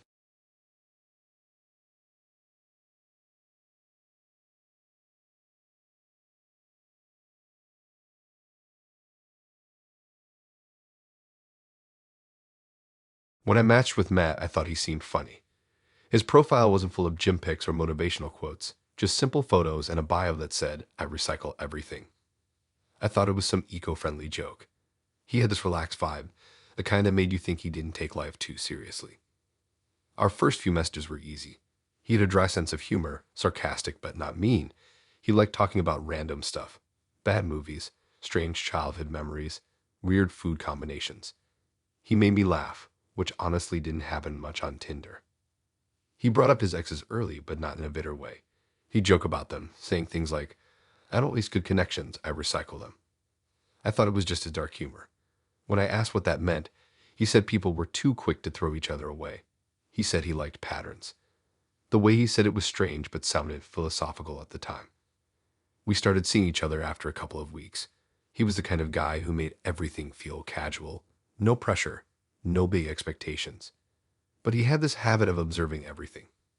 If I wore something new, he'd comment that it suited me better than before. If I changed my hairstyle, he'd say, "I've seen that on you before." It was always phrased weirdly, like he was remembering a version of me that didn't exist yet. The first time I went to his place, I noticed he had almost no decoration. It was clean but empty. The only thing that stood out was a shelf with several framed photos. They were all of him with different women. I laughed and teased him about being sentimental, but he just said he liked patterns. I figured he was joking again. One photo caught my eye, though. The girl in it looked familiar. Not in I know her way, more like in a reflection kind of way. She had the same hair color as me, same haircut, even similar clothes. I thought maybe I was overthinking it, but when I looked closer at the others, I realized they all looked weirdly similar too. Same kind of outfits, same style of makeup, even similar tattoos. I pointed it out to him, half laughing, but he just smiled and said, "I told you, I recycle." He said it so calmly that I didn't even know how to respond. I changed the subject, but that line stuck with me all night. After that, I couldn't stop noticing it. He liked me to wear certain things: dark jeans, oversized jackets, black nail polish. If I wore something different, he'd say it wasn't my look. He'd send old movie stills and say, "You look good like her." And the women in those photos all had the same features: dark hair, pale skin, similar tattoos. One night, while scrolling through his Instagram, I clicked on his tagged photos. That's when everything got disturbing. There were pictures from years back, some old, some recent. Every girl he dated looked nearly identical to me. The same kind of poses, same expressions, same tattoo on the right wrist, the same tattoo I had. That's what made me stop scrolling. I thought it had to be a coincidence, but the more I looked, the worse it got.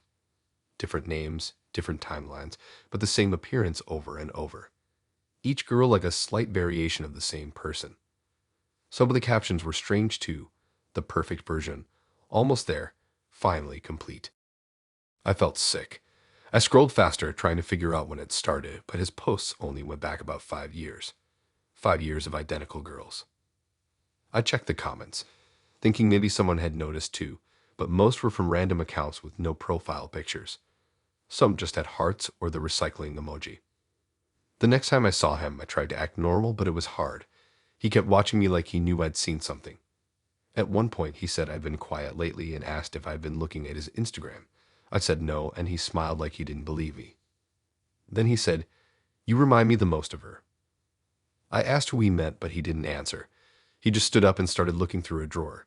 He pulled out an old Polaroid photo and handed it to me. It was a picture of a girl sitting in his kitchen, smiling at the camera. She looked exactly like me. Same hair, same tattoo, same clothes.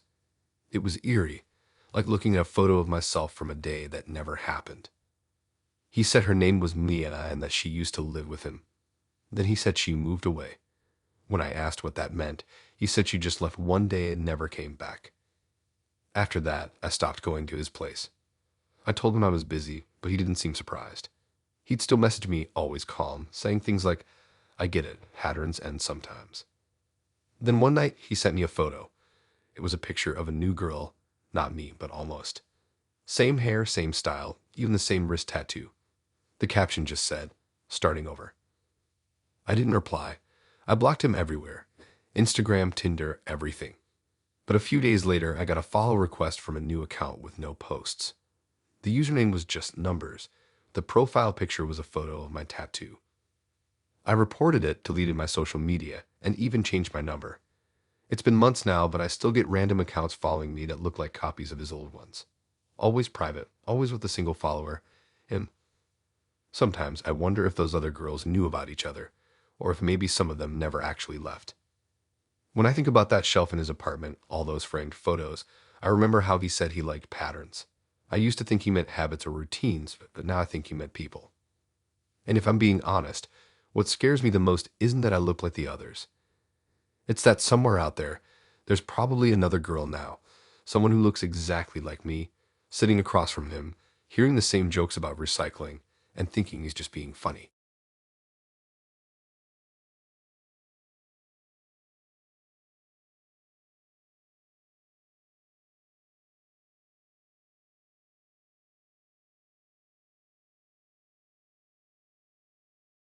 When I matched with Lily, I thought she was one of those people who just had their life perfectly together.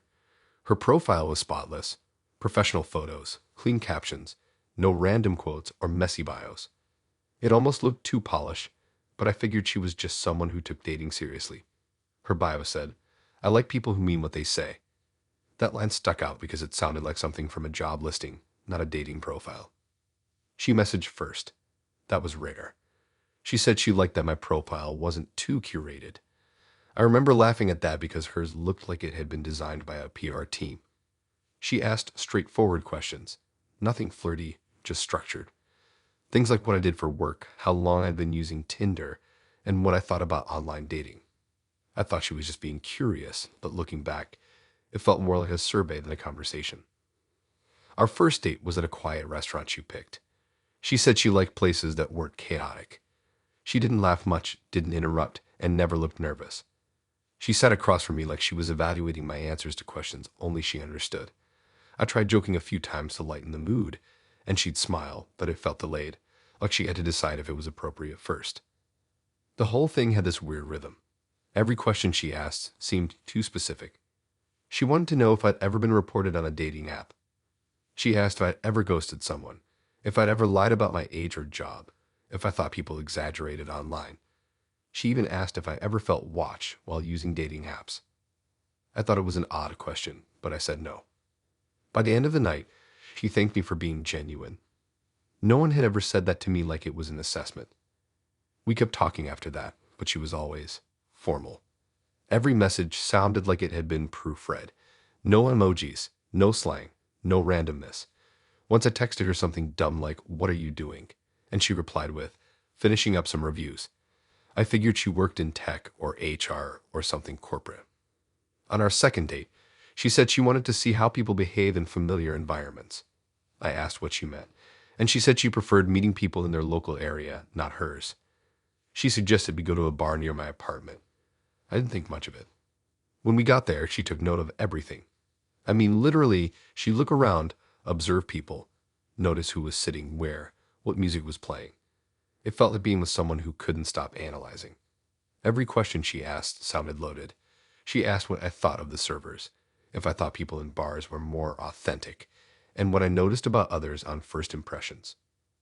At one point, she asked me to tell her about the worst thing I'd ever said to someone online. I laughed awkwardly, thinking she meant jokingly, but she kept eye contact and said she was serious. I said I didn't really say bad things to people, and she smiled slightly, like that was the answer she expected. We finished our drinks and started walking outside. As we left, she looked back into the bar and said, "You handled that well." I asked what she meant, but she didn't answer.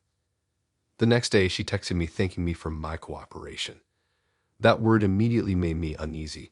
I joked about her making it sound like a social experiment, and she replied, "Everyone's part of one whether they know it or not." After that, I stopped hearing from her for a while. Then one night, I got a random message on Tinder saying my account had been temporarily reviewed for community compliance. It freaked me out because I hadn't done anything. The notice disappeared the next day, so I figured it was a glitch. A few days later, I saw her again, not in person, but online. Someone posted a screenshot on Reddit about Tinder's secret moderation accounts. It mentioned employees who used fake profiles to interact with users and observe behavior before flagging or verifying them. The post listed examples of fake bios and patterns, perfectly polished profiles, specific writing styles, and phrases like, "I like people who mean what they say." It was her, word for word. I felt my stomach drop. I clicked the comments and saw dozens of people talking about being matched with evaluation accounts. Some said the profiles asked about honesty, harassment, lying, and user behavior. Others claimed their accounts were later suspended for reasons they didn't understand. One person even said their conversations had been quoted back to them in warning emails. I went to message Lily again, but her profile was gone. Not unmatched. Deleted. I searched her name, her number, anything, but there was no trace of her anywhere. A week later, I got an email from Tinder support thanking me for my cooperative participation in the behavioral safety program. I had no idea what that meant. The email said my account was now verified compliant and included a link to view the policy I'd helped improve. The link didn't work.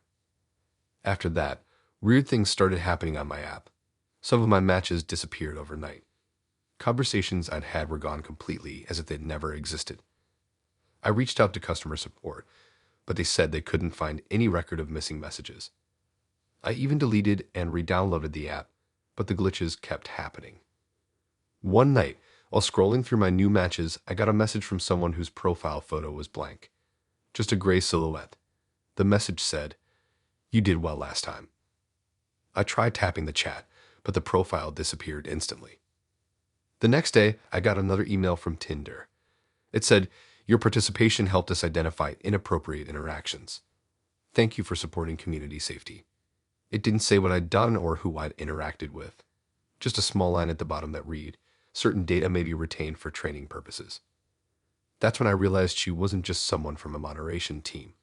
She was monitoring me the entire time. I started wondering if the questions she asked on our dates weren't just casual conversation, but literal evaluation metrics. Maybe she'd matched with me on purpose. Maybe she'd been testing how I'd react to certain things, what I'd say, or how far I'd go. I deleted Tinder for good after that, but every few months I still get those random emails. Always the same tone. Polite, detached, professional. They always end with, "Your cooperation is appreciated." Sometimes I wonder if they're automated, but sometimes I think she's still there, watching accounts, loving every message, waiting for the next match to evaluate. And maybe, somewhere in the company's files, there's still a record labeled with my name, Test Subject Number 42, Compliant.